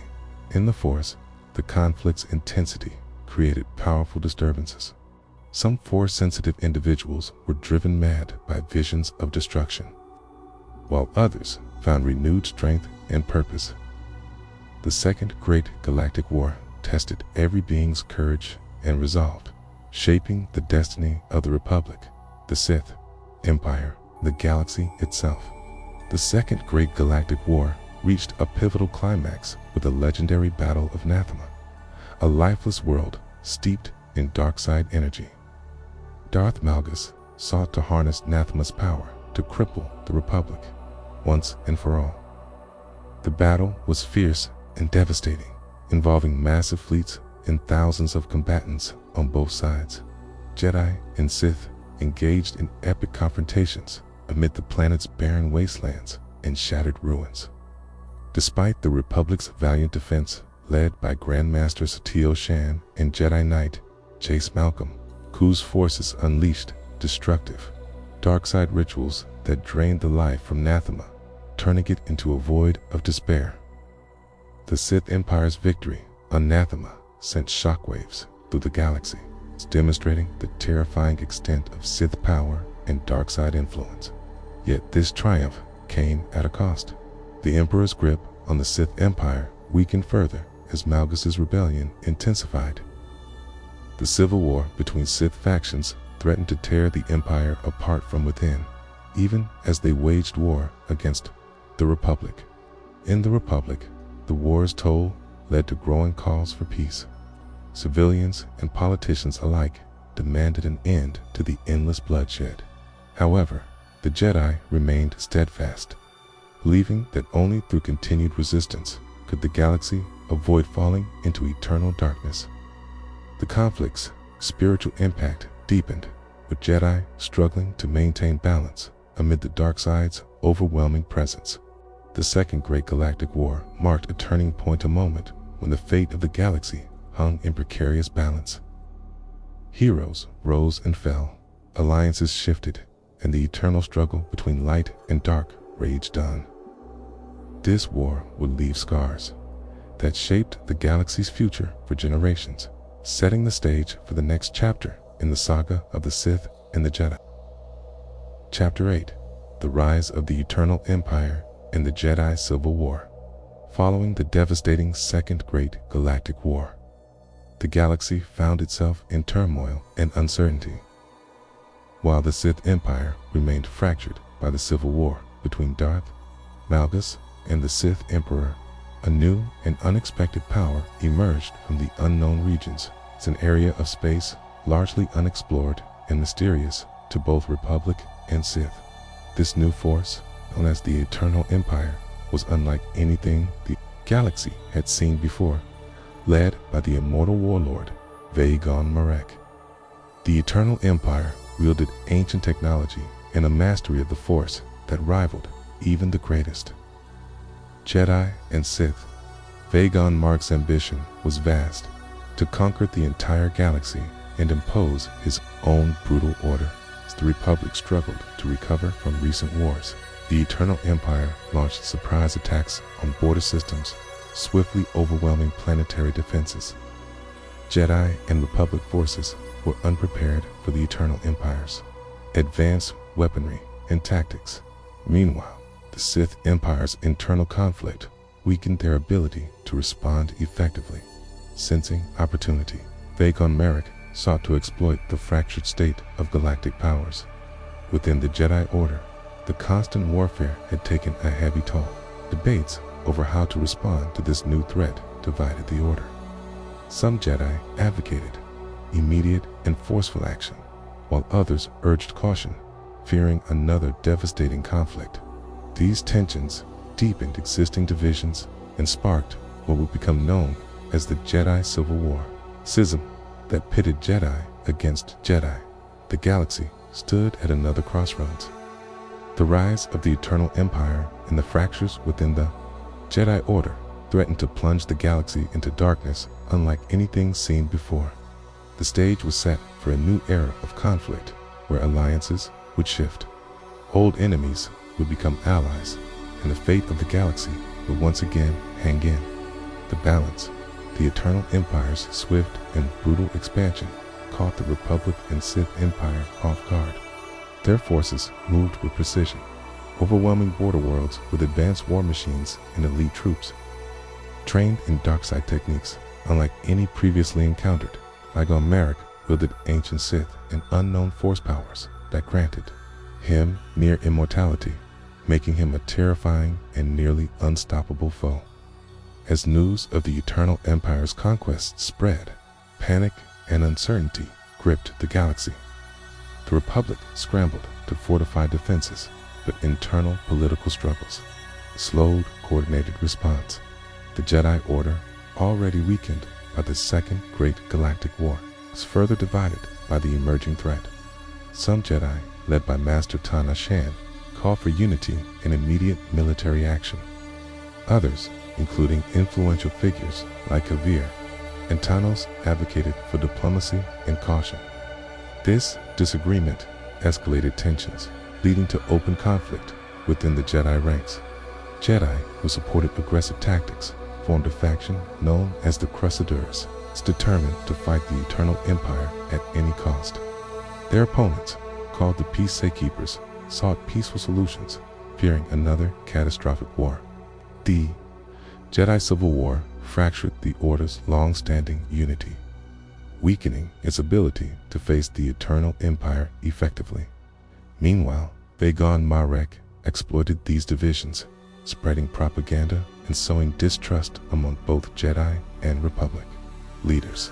His dark influence extended into political circles, corrupting officials and turning allies against each other. The galaxy became a battlefield not only for armies, but for hearts and minds. As the Eternal Empire advanced, many worlds fell under its control, their populations enslaved or forced into brutal labor. Resistance movements sprang up, often led by Jedi Knights and Republic loyalists, risking everything to strike back. The rise of the Eternal Empire and the Jedi Civil War marked a turning point, a deadly and chaotic era where the fate of the galaxy seemed more uncertain than ever. The Jedi Civil War deeply fractured the Jedi Order, creating bitter divisions that echoed through its ancient halls. The two factions, the Crusaders and the Peacekeepers, each believed they were preserving the true path of the Force. The Crusaders, led by passionate Jedi such as Master Tana Shan and Knight Regan Jor, argued that only through decisive military action could the Eternal Empire be stopped. They believed that hesitation and diplomacy had only allowed the galaxy's enemies to grow stronger. Their philosophy emphasized strength, discipline, and unwavering commitment to victory. On the other side, the Peacekeepers, including respected Jedi like Kavar and Tanos, urged restraint. They feared that escalating violence would only lead to more suffering and might corrupt the Jedi's connection to the light side of the Force. They stressed the importance of compassion, tending, and preserving balance. This ideological schism led to open conflict, with Jedi occasionally clashing over missions and strategies. Some battles were fought not only against the Eternal Empire, but between Jedi factions themselves, weakening their overall effectiveness. The conflict also spilled into the Republic's political arena, where supporters of each faction lobbied for influence, further complicating an already fragile situation. Amidst this chaos, Yuuzhan Vong capitalized on the Jedi's weakness, advancing his forces and tightening his grip on conquered worlds. His agents infiltrated Jedi ranks and Republic governments, spreading misinformation and fear. The galaxy was caught in a vicious cycle of war, betrayal, and uncertainty. Despite these challenges, many Jedi remained dedicated to protecting innocent lives and preserving hope. Their resilience inspired resistance movements across occupied planets, where ordinary citizens and Jedi fought side by side against the Eternal Empire's oppression. The Jedi Civil War and the rise of the Eternal Empire defined one of the darkest chapters in galactic history, an era marked by division, sacrifice, and the unyielding struggle between light and dark. As the Eternal Empire's influence spread, the galaxy's political landscape grew increasingly unstable. Many Republic worlds faced occupation or were caught in the crossfire, forcing governments to adapt quickly or collapse. The Senate struggled to maintain order, torn between calls for peace and demands for total war. Meanwhile, Jedi leaders attempted to rally their forces, but the Jedi Civil War weakened their ability to coordinate effective resistance. The Crusaders pushed for aggressive campaigns to retake lost systems, believing that only through force could the Eternal Empire be stopped. The Peacekeepers, however, advocated diplomacy and rebuilding alliances to prevent further devastation. These conflicting approaches hampered the Republic's war effort and prolonged the conflict. In the midst of this chaos, Vagon Marek continued to consolidate power, using dark-side rituals and ancient technologies to strengthen his grip. His armies included fearsome Sith-like warriors known as Shadow Walkers, trained in stealth, assassination, and dark-side combat. These elite forces carried out covert operations, sabotaging Republic supply lines and assassinating key leaders. Resistance groups, often supported by Jedi Knights and local militias, waged guerrilla warfare on occupied worlds, striking at Imperial forces whenever possible. These acts of defiance inspired hope, but also provoked brutal reprisals, with entire populations suffering for the Resistance's actions. The Force itself seemed to tremble under the weight of these events. Jedi and Sith sensed the growing imbalance, with some Jedi succumbing to despair or temptation, while others found renewed strength in their cause. The Eternal Empire's rise and the Jedi Civil War together plunged the galaxy into darkness, setting the stage for a conflict that would redefine the struggle between light and dark for generations to come. The war's brutality forged unexpected heroes and tragic villains alike. Jedi Knights like Regan Jor distinguished themselves in daring raids against the Eternal Empire supply chains, using both lightsaber skill and mastery of the Force to outmaneuver enemy forces. Meanwhile, Tana Shan became a symbol of relentless resistance, rallying Jedi and Republic forces to fight with fierce determination. However, the Jedi Civil War also saw heartbreaking betrayals. Some Jedi, frustrated by the endless conflict, abandoned their vows or were seduced by the dark side's promises of power and control. Among these was the once promising Jedi Knight, Vash Order, who fell to darkness and joined the Shadow Walkers, becoming one of Vagon Marek's deadliest agents. His intimate knowledge of Jedi tactics made him a formidable foe and a constant threat to his former comrades. Political leaders in the Republic struggled to maintain unity as war fatigue set in. Factions clashed over how best to prosecute the war, while citizens grew weary of sacrifice and loss. Despite this, resistance movements persisted across occupied worlds, fueled by hope and a determination to reclaim freedom.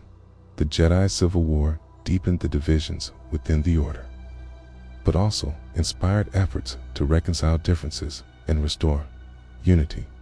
Secret peace talks were held in hidden locations, attempting to bridge the gap between Crusaders and Peacekeepers, but distrust ran deep. Meanwhile, Vagon Marek's Eternal Empire expanded relentlessly, its shadow stretching over star systems once considered safe. The galaxy teetered on the edge of total domination or complete collapse.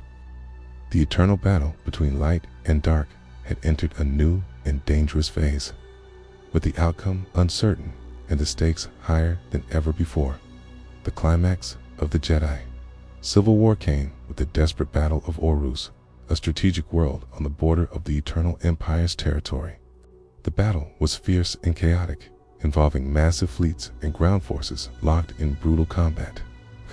Jedi from both factions fought side by side, setting aside differences to face the common enemy. The clash tested their skills, resolve, and beliefs. Vay-gon. Marek personally led his forces, wielding dark side powers that devastated entire armies and shattered starships. Despite overwhelming odds, the Jedi managed to hold key positions, buying crucial time for the Republic to regroup. However, the victory came at a heavy cost. Many Jedi fell, and the wounds from the Civil War lingered deeply within the Order's ranks. The battle demonstrated both the strength and fragility of the Jedi, highlighting the need for unity in the face of darkness.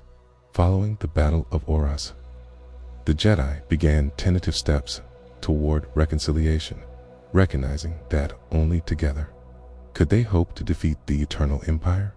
The Republic, too, redoubled its efforts, forging alliances and rebuilding shattered worlds. Yet, Vagon Morik's threat remained. The Eternal Empire's shadow stretched long and dark, promising further conflict and sacrifice.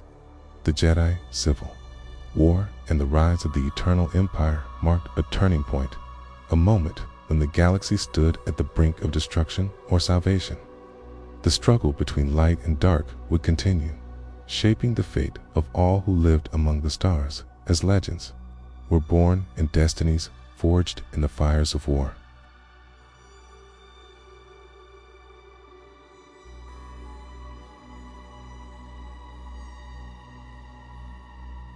Chapter 9: The Fall of the Sith Empire and the Restoration of the Republic. Following the brutal conflicts of the Eternal Empire and the Jedi Civil War, the Sith Empire found itself fractured and weakened. The once mighty Sith had been torn apart by internal strife, dark rituals, and endless warfare. Darth Malgus' rebellion against the Sith Emperor had destabilized the Empire, leaving power struggles that rivaled the galaxy-wide battles with the Republic. As the Eternal Empire crumbled under combined Republic and Jedi pressure, the Sith found their influence waning. With key systems lost and many Sith Lords dead or scattered, the Empire struggled to maintain cohesion. The Republic, though battered and weary, seized this opportunity to reclaim territory and restore order. Jedi Knights and Republic forces pushed deep into former Sith strongholds, reclaiming worlds and liberating enslaved populations. The Jedi Order, finally emerging from its internal divisions, worked to rebuild and renew its commitment to peace and justice. The political landscape of the Republic also shifted. Senators and leaders, scarred by years of war, sought stability and reform. Efforts to rebuild infrastructure, revive economies, and promote unity became paramount. However, remnants of Sith influence lingered in shadows, and dark side cults continued to foment unrest. The restoration of the Republic was not a simple or swift process. It was a hard-fought victory marked by sacrifice, vigilance, and the constant threat of returning darkness. The galaxy's future seemed hopeful, yet uncertain, as the eternal struggle between light and dark remained ever present as the Sith Empire unraveled. The Republic initiated an ambitious campaign known as the Galactic Restoration Act, designed to heal the wounds of decades of war. Republic forces, supported by the Jedi Order, moved swiftly to stabilize liberated systems, rebuild collapsed governments, and offer aid to war-torn populations.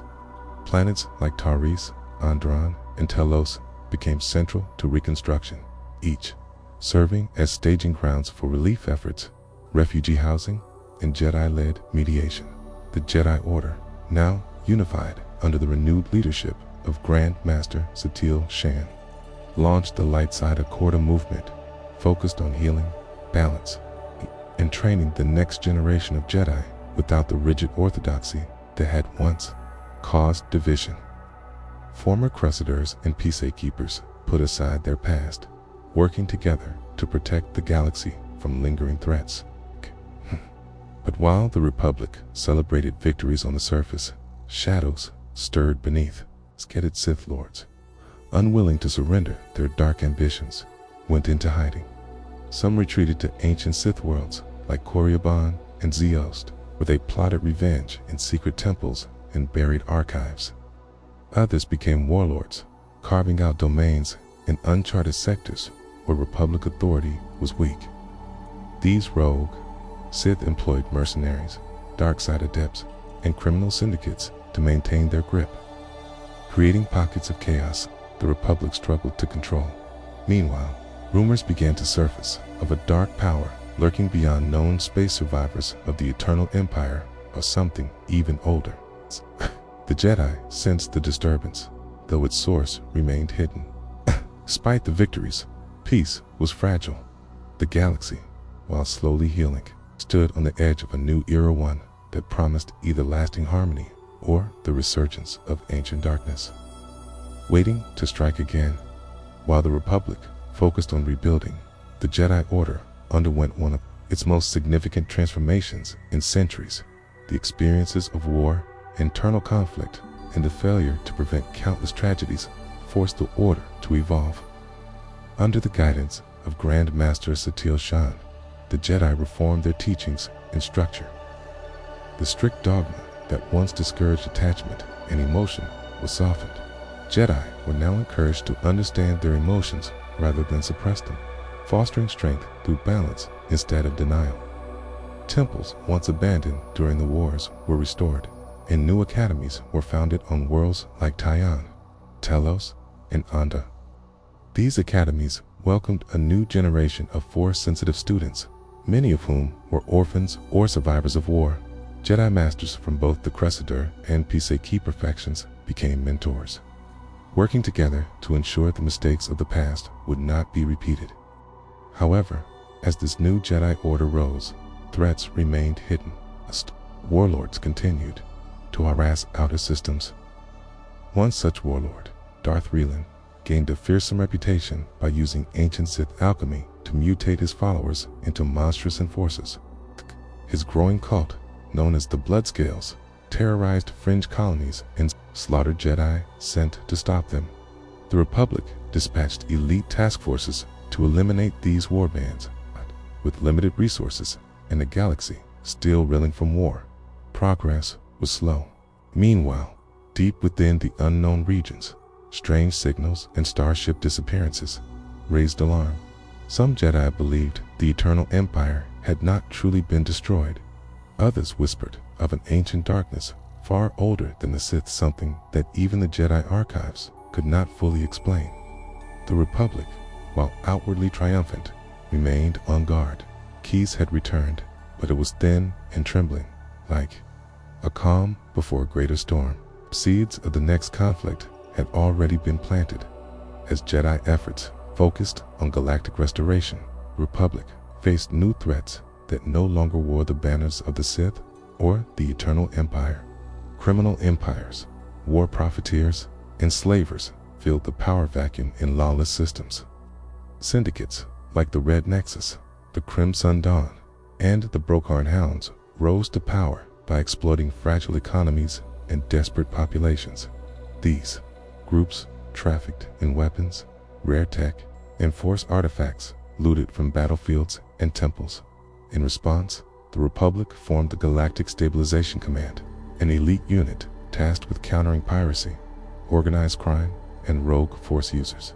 Keed joined these efforts, serving as peacekeepers and investigators in unstable regions. Jedi Knight Ulrich Dane, once a battlefield commander during the Eternal War, became a symbol of hope, leading high-risk missions to dismantle crime rings and rescue enslaved populations. Yet, not all Jedi agreed with this new role. Some felt the Order was becoming too involved in politics and militarized policing, risking a return to the mistakes that led to the earlier Jedi Civil War. This sparked quiet debate within the temples, where concerns of balance, independence, and Jedi neutrality resurfaced.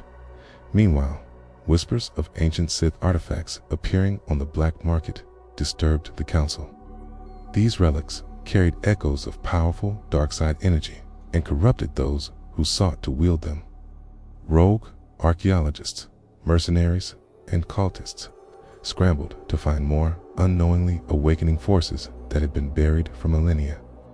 One such artifact, the Mask of Enwiro, caused an entire colony on Disareth to vanish, leaving only shadows and madness behind. The Jedi realized they were not merely rebuilding peace, they were holding back a tide of forgotten evils resurfacing in the wake of the Sith Empire's collapse. Though the wars had ended, the battle for the soul of the galaxy was far from over. In the years following the collapse of the Sith Empire, Jedi historians and scholars worked tirelessly to recover lost knowledge. Vaults, long sealed during war, were reopened, and ruins once ruled by dark side cults were investigated. Ancient Jedi texts, Sith scrolls, and mysterious Force-sensitive relics were brought to the surface, revealing a deeper and more dangerous past than many had imagined.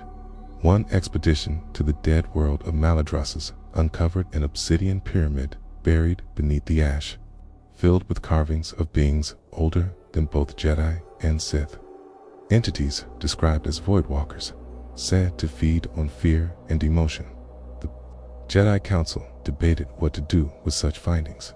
Some believed the secrets should be locked away, while others insisted they must be studied to prevent history from repeating. Master Relevas, a respected seer and historian, warned that these artifacts were not merely remnants, but signals, echoes meant to awaken something forgotten. At the same time, Force visions became increasingly vivid and disturbing. Dated, said, meant, today. I just know it's gonna be a really good day. It's gonna be a really good day because I'm gonna start out by going to Starbucks. Echoes meant to awaken some sackless echoes. Reported dreams of burning skies, stars going dark, and voices whispering from beyond the edge of the galaxy. The council grew uneasy. Even Grand Master Satil Shan, known for her composure, admitted the Force felt unstable, as if something vast was shifting. The Republic, unaware of these deeper signs, celebrated a golden age. Trade flourished. Starship technology advanced. New hyperspace lanes were charted. Worlds like Telos, Alderaan, and Corellia became centers of culture, knowledge, and peace. But beneath this calm, a quiet dread stirred. Cults, inspired by ancient Sith writings, spread among frontier worlds, promising power to the desperate. Dark side nexuses, once dormant, began to pulse again. The Jedi stood at a crossroads, guardian of a fragile peace, protector of truth, and now seeker of forgotten horrors, waiting to return. What they would find next could change everything. The final years of this period marked the uneasy transition from recovery to anticipation. Though the Republic had grown stronger and the Jedi Order had healed from its internal rifts, the Force remained turbulent. On the planet Tyon, deep within one of the oldest temples, a Padawan named Liarin Vale received a vision unlike any seen before. In it, a black sun consumed entire systems, and an army without identity marched through broken galaxies, guided not by hate or anger, but by purpose beyond emotion. The Jedi Council convened in secret, comparing this vision to ancient scrolls found on Ziost and Maladrosses. All signs pointed toward an ancient enemy that predated both Jedi and Sith. Beings known in myth as the Abysar or the Voidborn, these were not Sith Lords or fallen Jedi, but something altogether different, beings outside the natural flow of the Force, described in the oldest records as devourers of balance itself. The Jedi feared they had only postponed darkness rather than defeated it. Meanwhile, Republic intelligence noted a rise in strange disappearances along the unknown regions. Scout ships went missing. Star systems ceased transmission. Even smugglers began avoiding certain sectors, whispering about dead space and hearing voices in dreams. Despite mounting warnings, the Republic Senate dismissed most concerns as superstition or isolated incidents.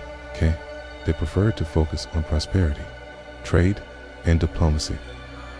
The Jedi, however, began quiet preparations. Archives were sealed, temples fortified. Jedi shadows were dispatched to uncover and contain rising threats. In hushed tones, the phrase, "Return of the Unknown," began to circulate among the masters. Though peace still held, it was clear that the galaxy's greatest trial had not yet begun. The fall of the Sith Empire and the rise of the restored Republic marked not an end, but the calm before a storm, ancient and all-consuming.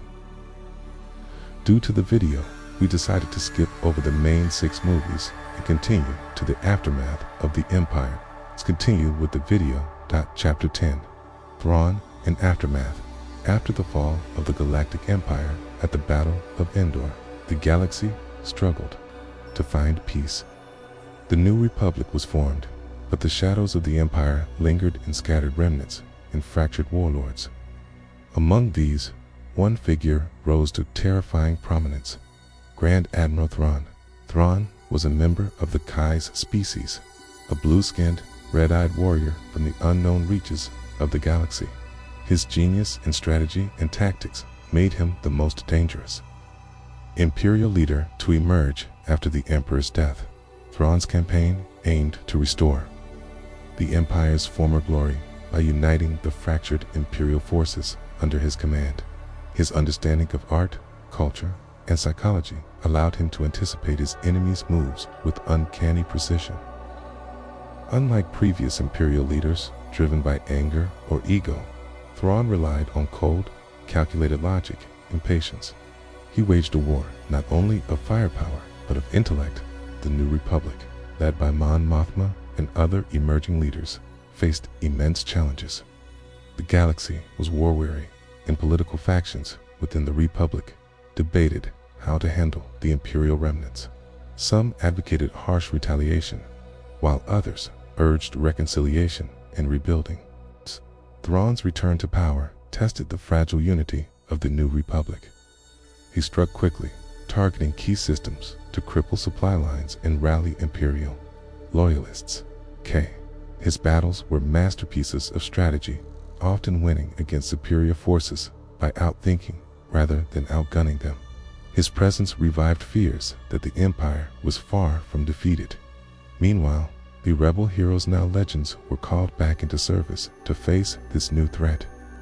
Luke Skywalker, Leia Organa Solo, and Han Solo found themselves once again in the midst of galactic conflict, forced to confront not only external dangers, but also the lingering scars of war.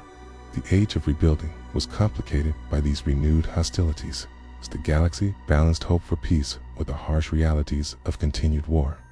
Grand Admiral Thrawn's campaign was marked not only by his military genius, but by his unique approach to understanding his opponents.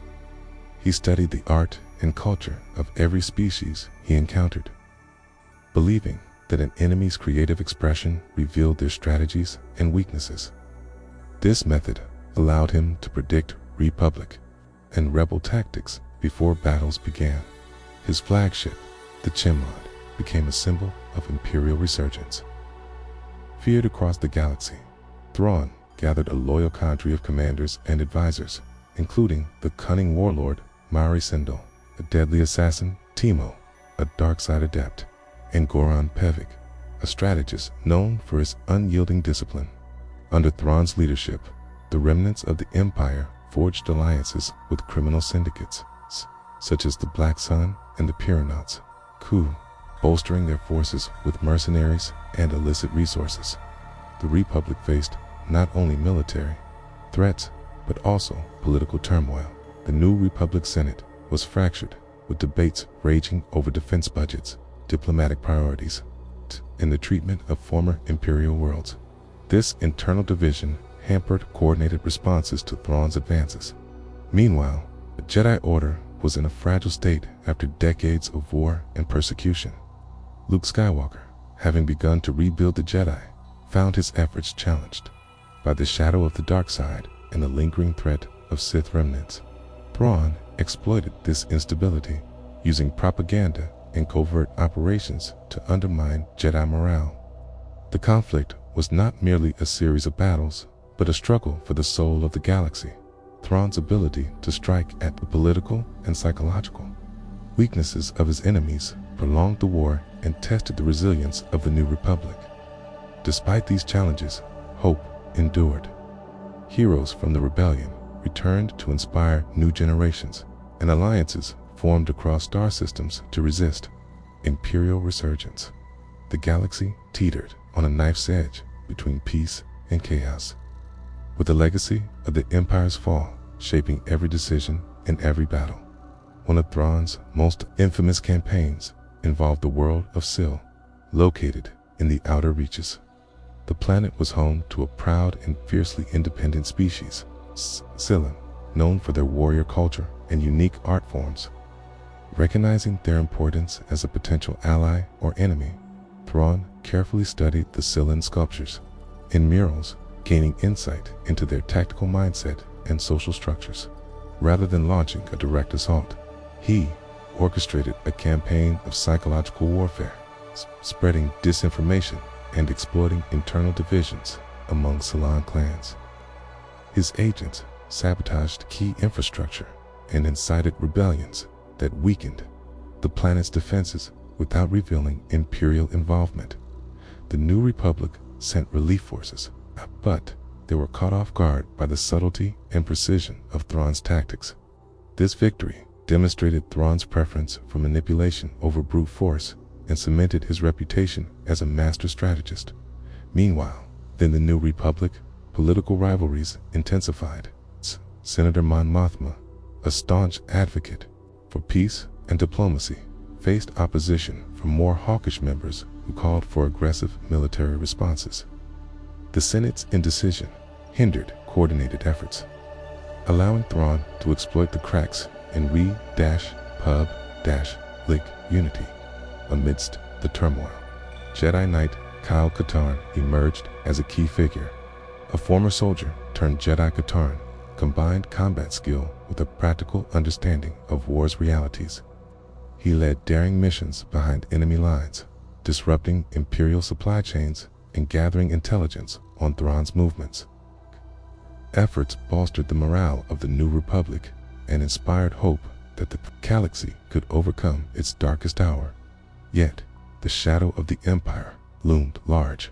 Thrawn's ability to adapt and innovate kept the conflict alive, forcing the New Republic to confront difficult choices between war and peace, vengeance and reconciliation.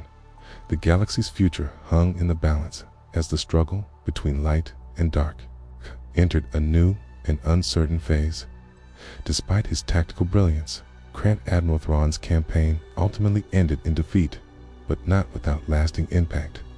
His final confrontation came during the Battle of Magillis, a strategic star system at the edge of New Republic space. Thrawn's fleet fought valiantly, leveraging every advantage in strategy and positioning. Yet, the combined forces of the New Republic, led by legendary heroes like Luke Skywalker, and outmaneuver and overpower the Imperial fleet. Thrawn himself mysteriously disappeared during the battle, leaving behind rumors of his survival and possible return. His legacy endured not only in the devastation he wrought, but in the way he reshaped galactic warfare. Thrawn's use of culture and psychology as tools of war inspired future military minds across the galaxy. The New Republic began the long and difficult task of rebuilding not only infrastructure, but trust among star systems once torn by war. The Jedi Order, though still fragile, recommitted to its mission of balance and protection. However, new threats were already emerging from beyond the known galaxy. Whispers of unknown invaders, strange technologies, and dark prophecies hinted at conflicts far greater than those of the past. The galaxy, while hopeful, remained vigilant. The fall of the Empire had not ended the eternal struggle between light and dark. Kate had merely set the stage for the next great chapter in galactic history. Chapter 11, Yuuzhan Vong War. In the years following the fall of the Galactic Empire and the struggle against Thrawn, the galaxy faced a new and unprecedented threat from beyond the known borders. The Yuuzhan Vong, a mysterious and fanatical alien species from outside the galaxy, emerged as an unstoppable force. Unlike any enemy faced before, the Yuuzhan Vong possessed advanced biotechnology, crafting living starships and weapons that merged flesh and metal.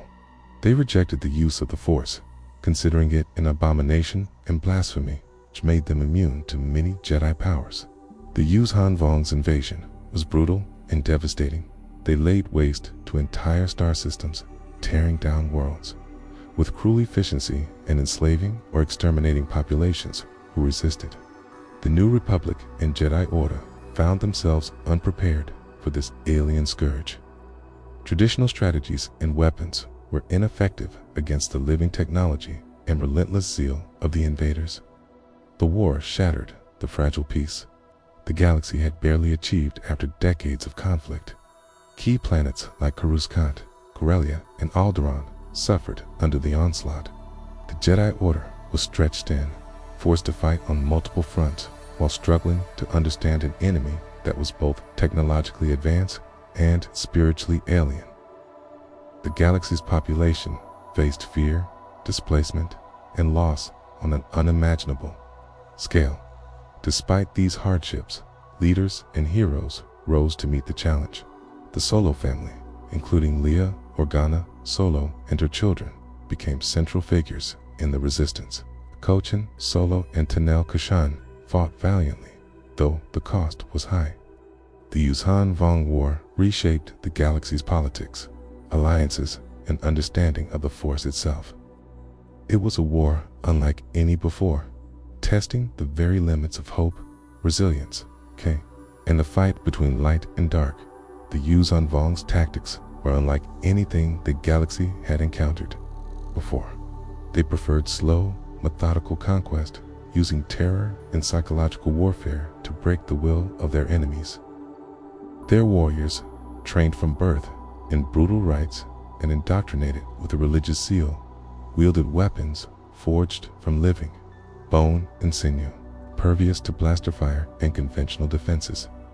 The invaders' ability to corrupt and mutate local ecosystems added a new, terrifying dimension to the conflict. Entire star systems became poisoned wastelands, altered to serve the Yuuzhan Vong's dark purposes. In response, the New Republic formed an alliance with unexpected partners.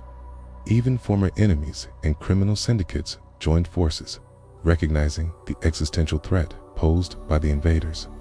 This unprecedented coalition was known as the Galactic Alliance, a union forged in desperation and necessity.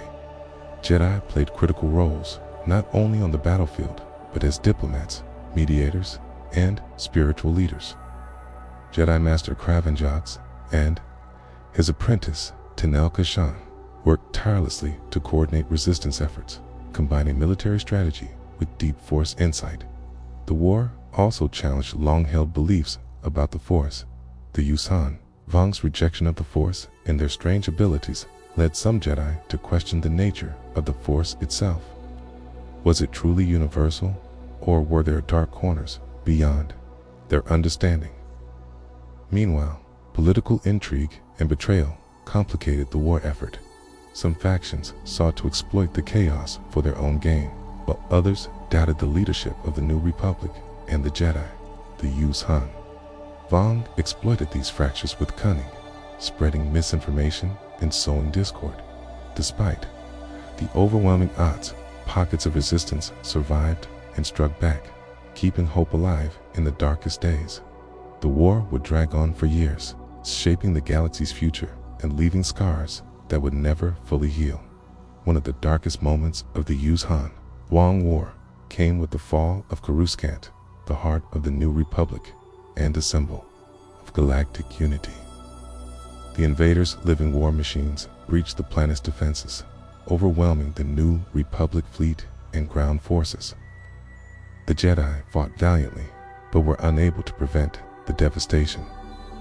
The Yuuzhan Vong transformed Coruscant's shining spires into twisted organic fortresses, corrupting the planet itself. Millions of innocents perished, and countless others fled as refugees. The fall of Coruscant shocked the galaxy to its core.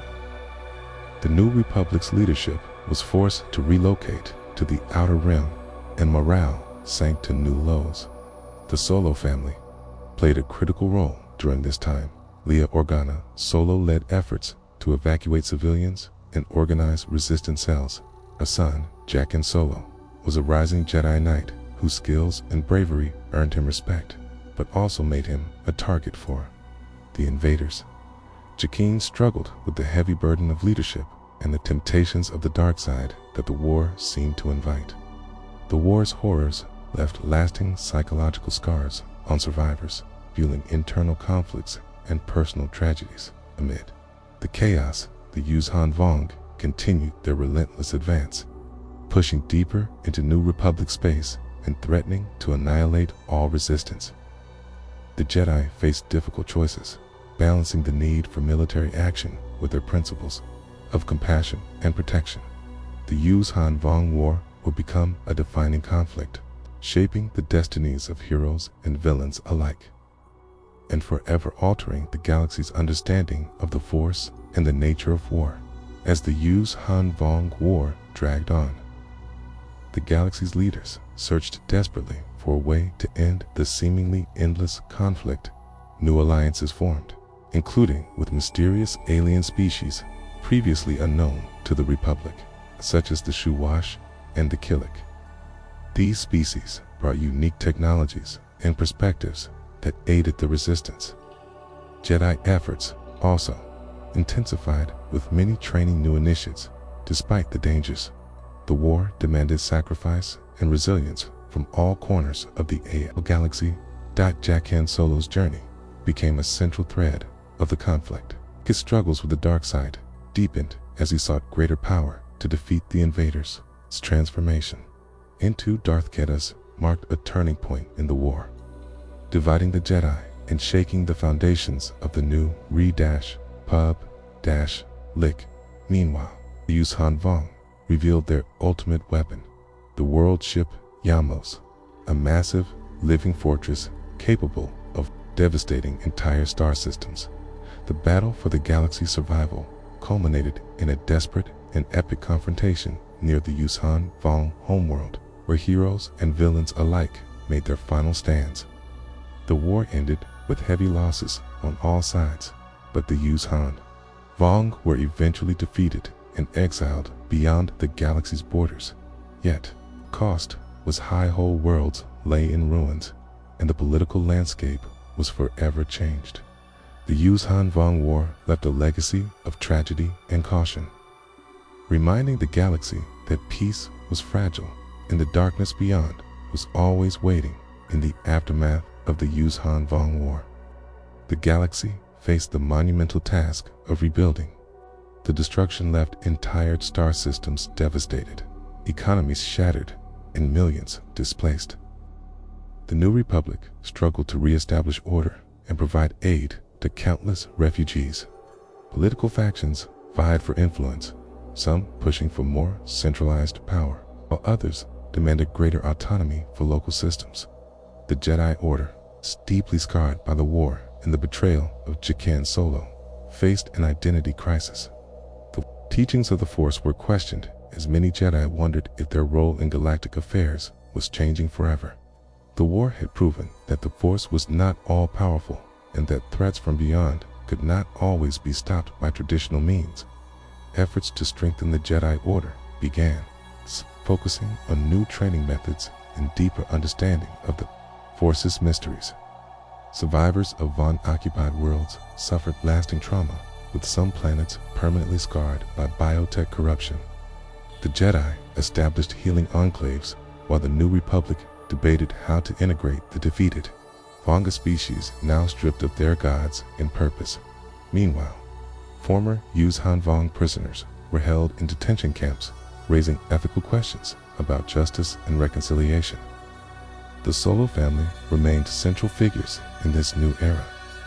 Leia Organa Solo worked tirelessly to promote peace and unity, while the legacy of Jaqen Solo continued to haunt the galaxy. His fall from grace served as a cautionary tale about the dangers of power and the fine line between heroism and tyranny. The Yuuzhan Vong War left an indelible mark on galactic history, a reminder of resilience, sacrifice, and the ongoing battle between light and dark. As the galaxy rebuilt, shadows lingered, hinting that peace was never truly guaranteed. Chapter 12. Legacy of the Force. Following the devastating Yuuzhan Vong War, the galaxy faced a new era of instability and uncertainty. The New Republic, while still recovering from the war's destruction, found itself challenged by internal conflicts and shifting allegiances. The fragile peace was threatened by the rise of the Legacy of the Force, a secretive and powerful movement led by Jacen Solo, the once heroic Jedi Knight who had fallen to the dark side during the Yuuzhan Vong War and become the Sith Lord, known as Darth Caedus. This new conflict was not an external invasion, but a war among the stars themselves. Family ties, old friendships, and long-standing loyalties tested to their breaking points. Jacen's vision was one of order through control, believing that only by enforcing strict discipline and eradicating what he saw as weakness could the galaxy survive. His actions divided the Jedi Order and fractured the Republic, sparking a brutal civil war. Many Jedi struggled with the moral complexities of this conflict, torn between their vows to protect life and the harsh realities of war. Meanwhile, the Solo family was caught in the middle of this galactic turmoil. Leia Organa Solo faced the painful reality of opposing her own son, grappling with her duties as a leader and her love as a mother. Han Solo, ever the reluctant hero, found himself drawn back into the conflict despite his desire for peace. The Legacy of the Force era highlighted the fragile nature of hope and the recurring struggle between light and dark that defined the galaxy's history. It was a reminder that even heroes could fall, and that the fight for balance was never truly over. The Civil War, ignited by Darth Caedus, saw battles erupt across numerous star systems, with both the New Republic and the Legacy forces suffering heavy losses. Caedus' tactical brilliance and deep understanding of the Force made him a formidable adversary. His followers, many disillusioned Jedi and former soldiers, believed in his vision of a stronger, more unified galaxy under his rule. Yet, many others saw him as a dangerous tyrant, willing to sacrifice freedom and compassion for order and control. Among his most tragic opponents was Mara Jade Skywalker, once the Emperor's hand, then Luke's wife and a Jedi Master. Mara fought desperately to save Jacen from himself. Her death at his hands became a rallying cry for the Jedi, proof of how far Caedus had fallen. The war tore apart friendships and families, leaving scars that would last generations. As the war progressed, the New Republic faced increasing challenges, not only from the Legacy forces, but also from internal political strife. The Senate became divided, with some senators calling for harsher measures against Caedus and his followers, while others urged negotiation and reconciliation. The strain of continuous warfare tested the patience of star systems that had already suffered from decades of conflict. Economic hardships and resource shortages fueled unrest among civilian populations, leading to protests and uprisings on several planets. Jedi Masters like College Valen and Talijox worked tirelessly to mediate disputes and maintain the fragile unity within the Jedi Order. Meanwhile, Han Solo undertook dangerous missions to broker alliances with fringe groups and mercenaries, willing to aid the New Republic's cause. The war also saw the rise of new threats. Darkside cults and Sith remnants exploited the chaos to gain influence and power, further complicating an already volatile situation. These shadowy groups operated in secrecy, their true goals hidden beneath layers of deception. The galaxy was a place of shifting allegiances, where yesterday's friend could become today's enemy. Despite these dangers, the hope for peace remained a guiding light. The Legacy of the Force era underscored the delicate balance of power and the importance of unity in the face of overwhelming adversity. It was a time of great sacrifice, profound loss, but also of courage and resilience, reminding all that the fight for the future was never truly over. The final battles of the Legacy of the Force Civil War culminated in the epic confrontation on the planet Galerion, where Jack and Solo's forces clashed with the combined armies of the New Republic and the Jedi.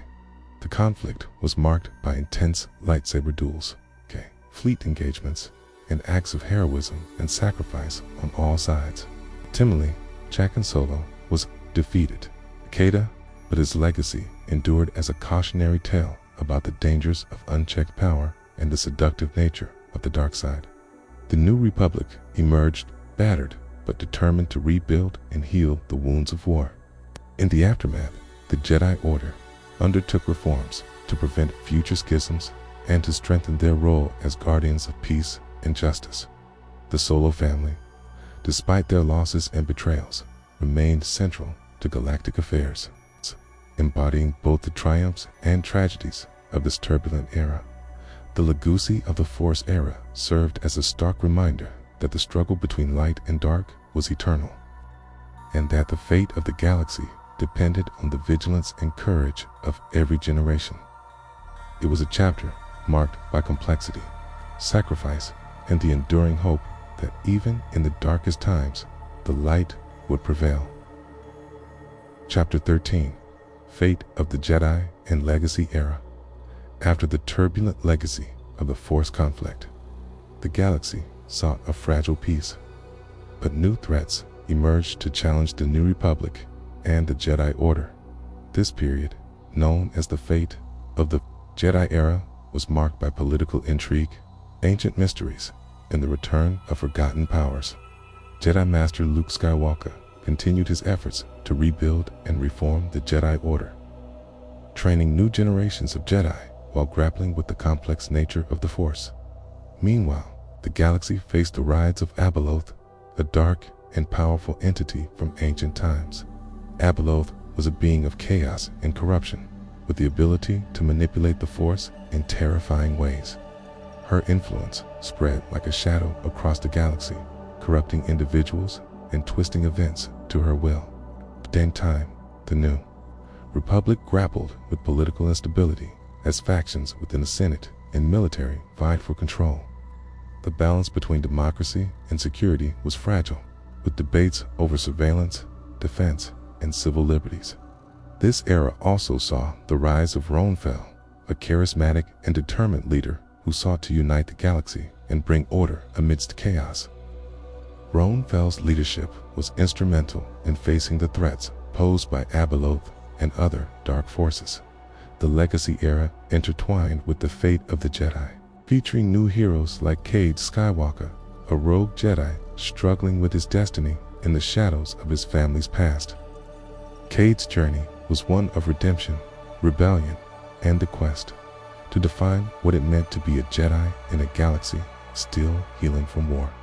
The fate of the Jedi and Legacy era highlighted the continuing cycle of conflict and hope, showing that the fight between light and dark was never-ending but always necessary. The influence of Abeloth spread throughout the galaxy like a creeping darkness. Her power to corrupt and manipulate the Force made her a unique and terrifying threat.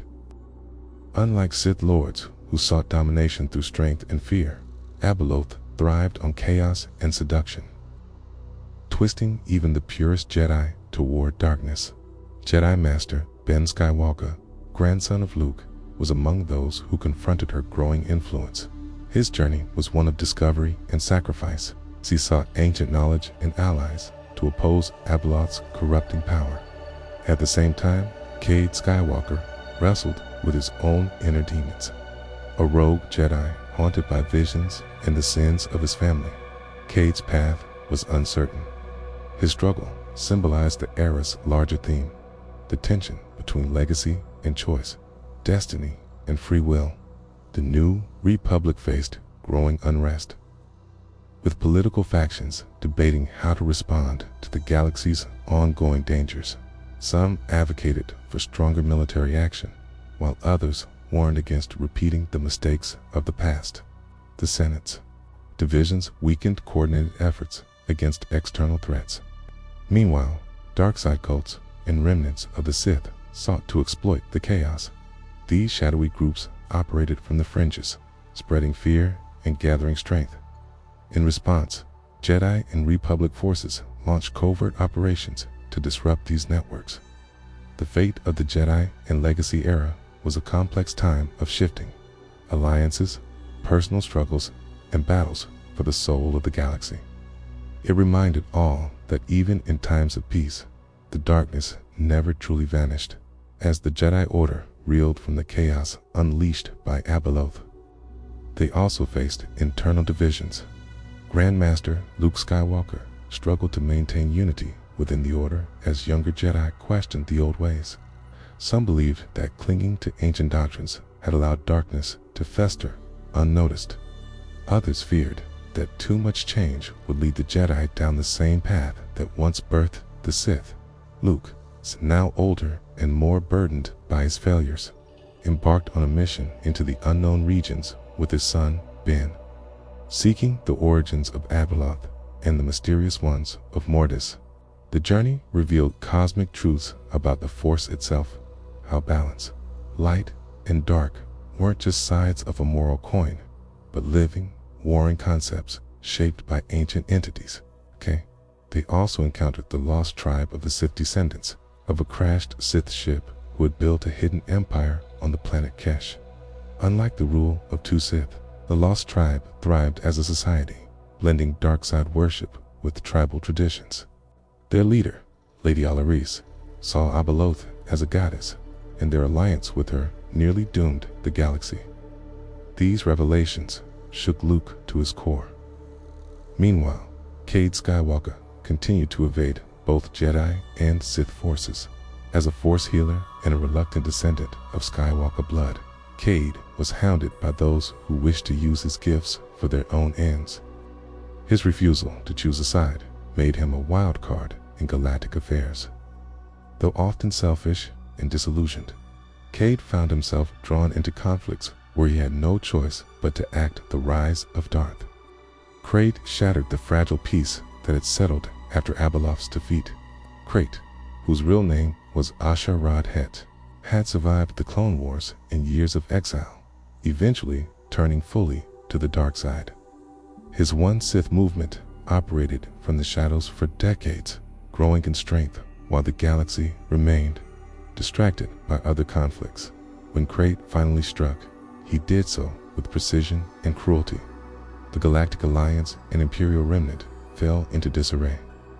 Ronfell, a descendant of Emperor Jagged Fell, claimed the throne of a reformed empire and rejected Crate's rule. This created a three-way civil war between Crate's Sith Empire, Fell's Imperial loyalists, and what remained of the Alliance.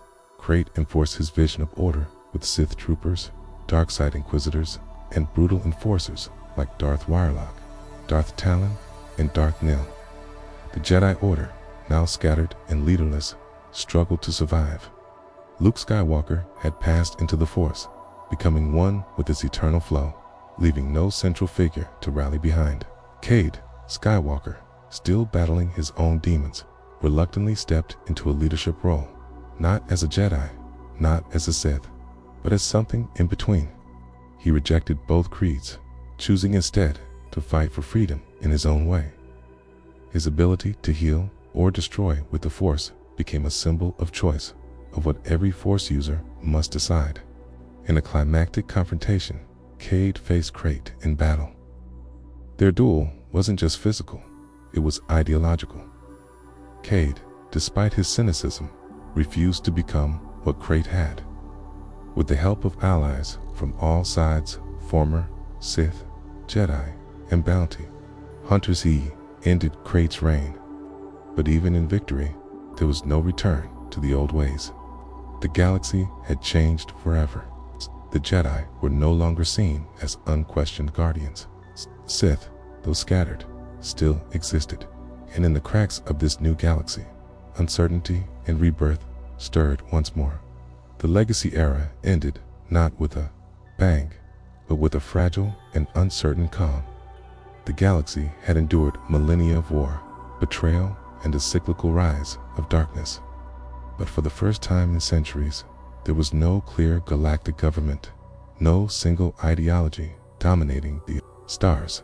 Cade Skywalker disappeared from the public eye, leaving behind a legacy of rebellion, independence, and inner conflict. Some called him the last true Skywalker. Others called him a coward who refused to lead.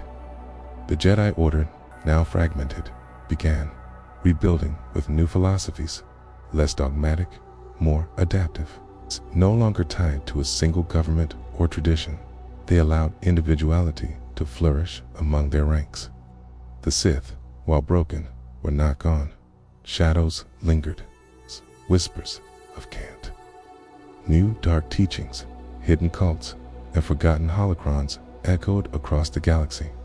Meanwhile, the Fel Empire, under Empress Mar-A-C-C-Al,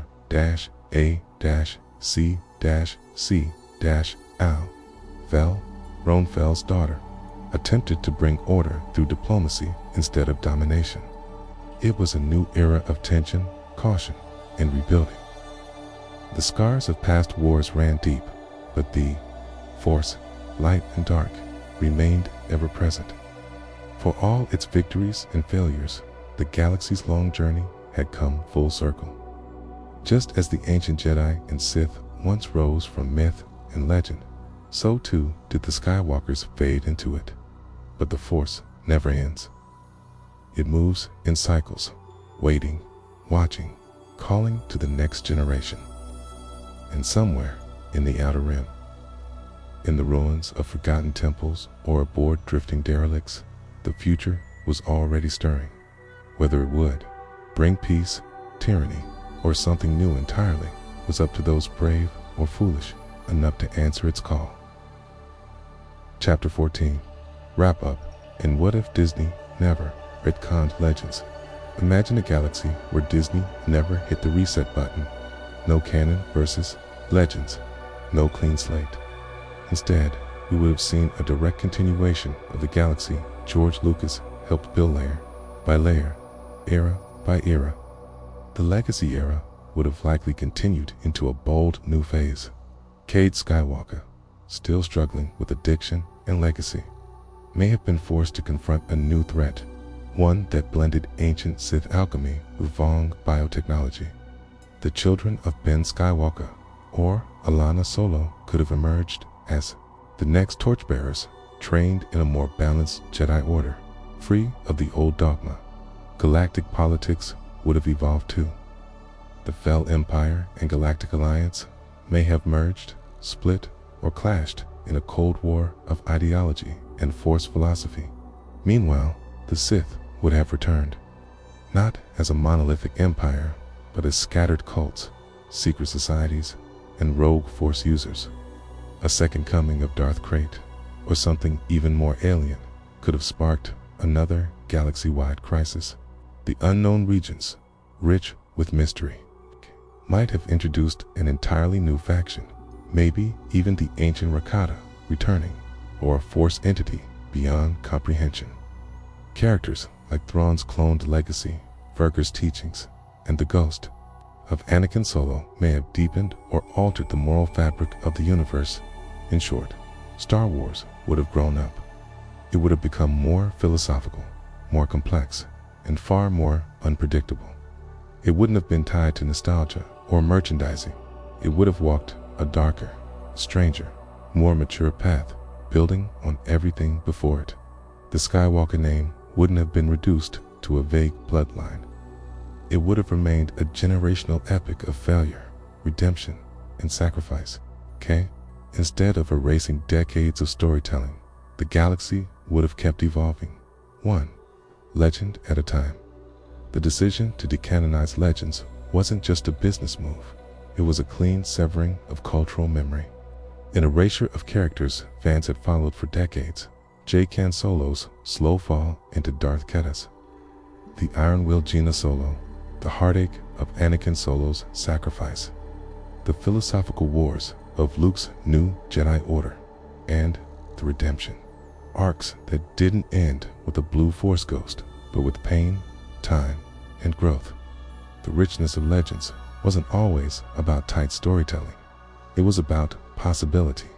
It was messy, experimental, and at times deeply personal. It wrestled with big ideas, destiny versus choice, the burden of legacy, the cost of war. It gave us a galaxy that felt ancient and ever-evolving, not one trapped in a skywalk of feedback loop. In many ways, Legends did what Star Wars has always promised, showed us not just heroes and villains, but what comes after, the quiet aftermath, the rebuilding, the consequences. In a post-Disney world, some of those themes survive, filtered through new characters and modern arcs, but something irreplaceable was lost, the unbroken mythos. A living, breathing timeline built by hundreds of authors and thousands of fans. If Legends had continued, it may not have been perfect, but it would have remained bold. And now, with the return of characters like Thrawn and nods to the old Republic and the Vong in newer material, the question lingers: what if the galaxy far, far away had never split in two? Maybe it's not about choosing canon over Legends. Maybe it's about remembering that every myth, no matter how scattered, still echoes in the Force. Thanks for watching.